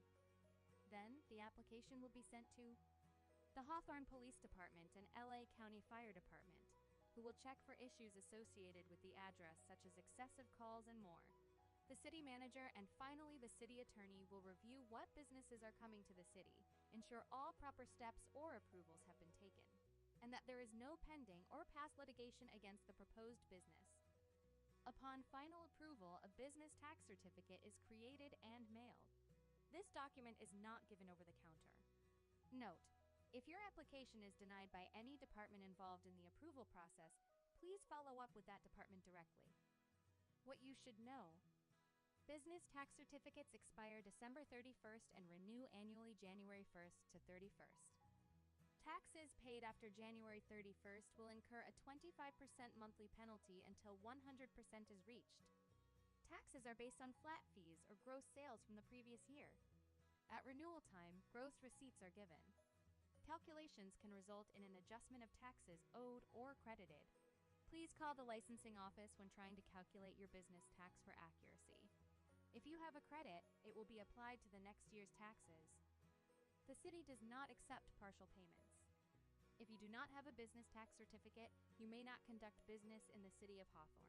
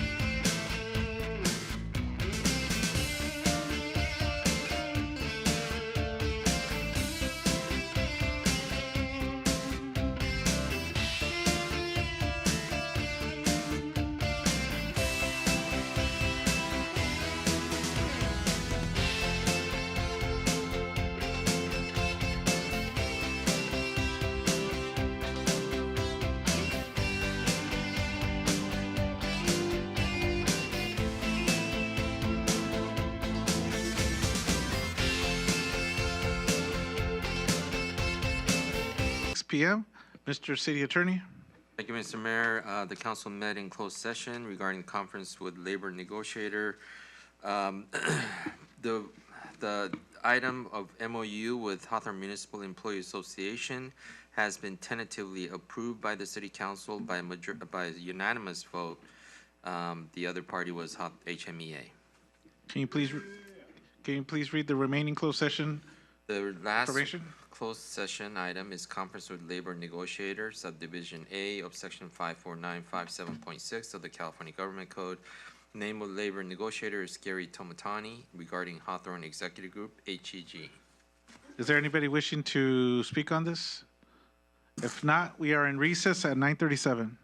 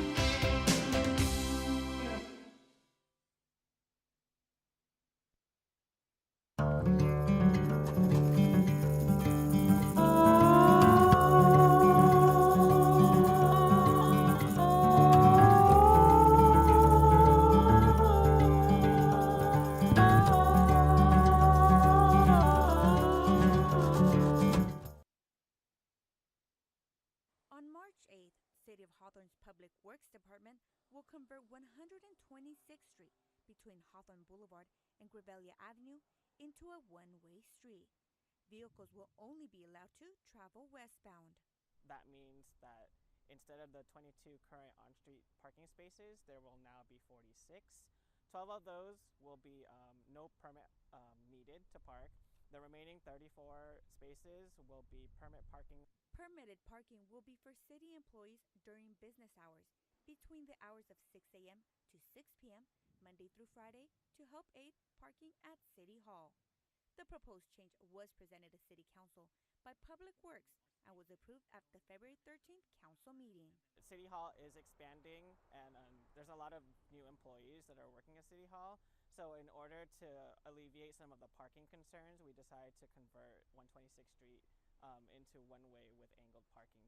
Due to the upcoming City Hall expansion project, where an additional building will be added to City Hall and the current City Hall parking lot will be under construction, employees needed another location to park. No street access will be available on the 8th of March due to the construction, but will reopen the following day.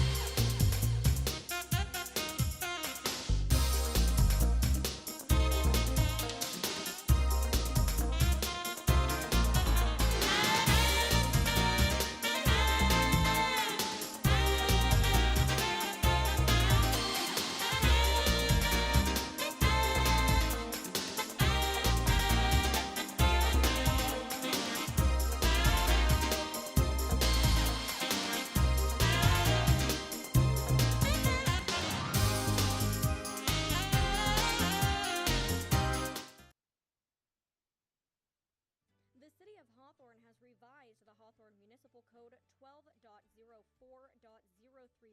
pertaining to sidewalk repair and maintenance. The revised code places new duties and obligations on the property owners adjacent to sidewalks in conformance with the California Streets and Highways Code.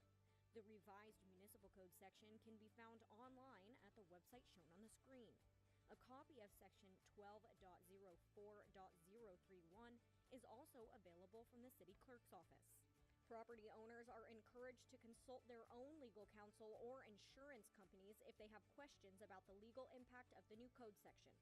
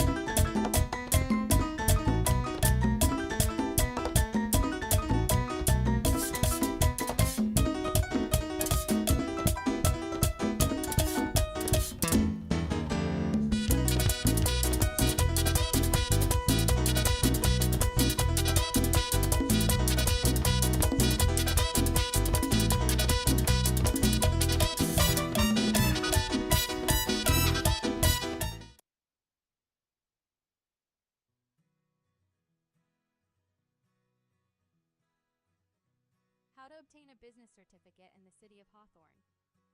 First, check to make sure you have fulfilled all state and county business requirements such as becoming a legal entity, acquiring an EIN number, registering your business with the Secretary of State, obtaining any specialty licenses or permits, etc. To obtain a business tax certificate in the City of Hawthorne, check local zoning regulations. Come to the business license office for the business license or tax certificate packet.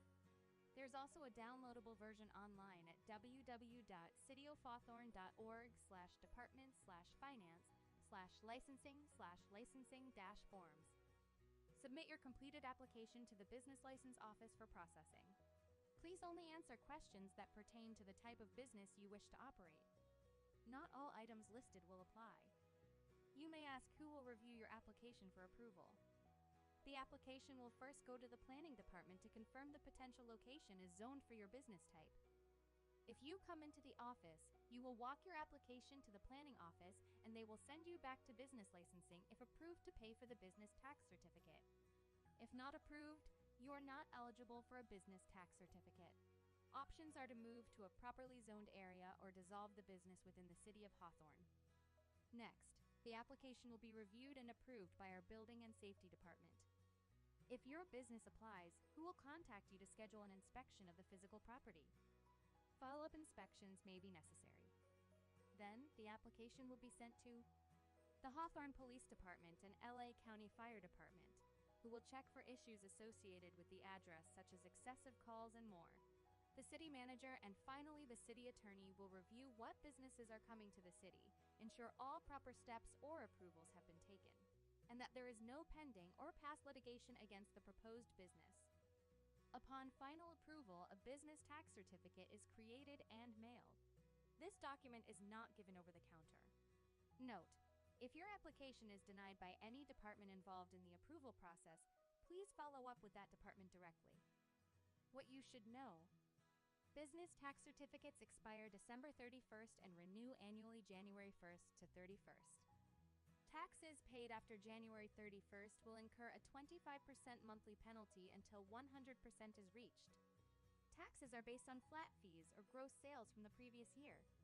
At renewal time, gross receipts are given. Calculations can result in an adjustment of taxes owed or credited. Please call the licensing office when trying to calculate your business tax for accuracy. If you have a credit, it will be applied to the next year's taxes. The city does not accept partial payments. Now in session at 9:59 p.m. Mr. City Attorney. Thank you, Mr. Mayor. On the last item, number 27, conference with labor negotiator regarding the negotiation for Hawthorne Executive Group, HEG. The MOU for them has been tentatively agreed upon by the City Council by unanimous vote. If there's nothing further from council or staff, this meeting is adjourned at 9:59. Thank you, guys.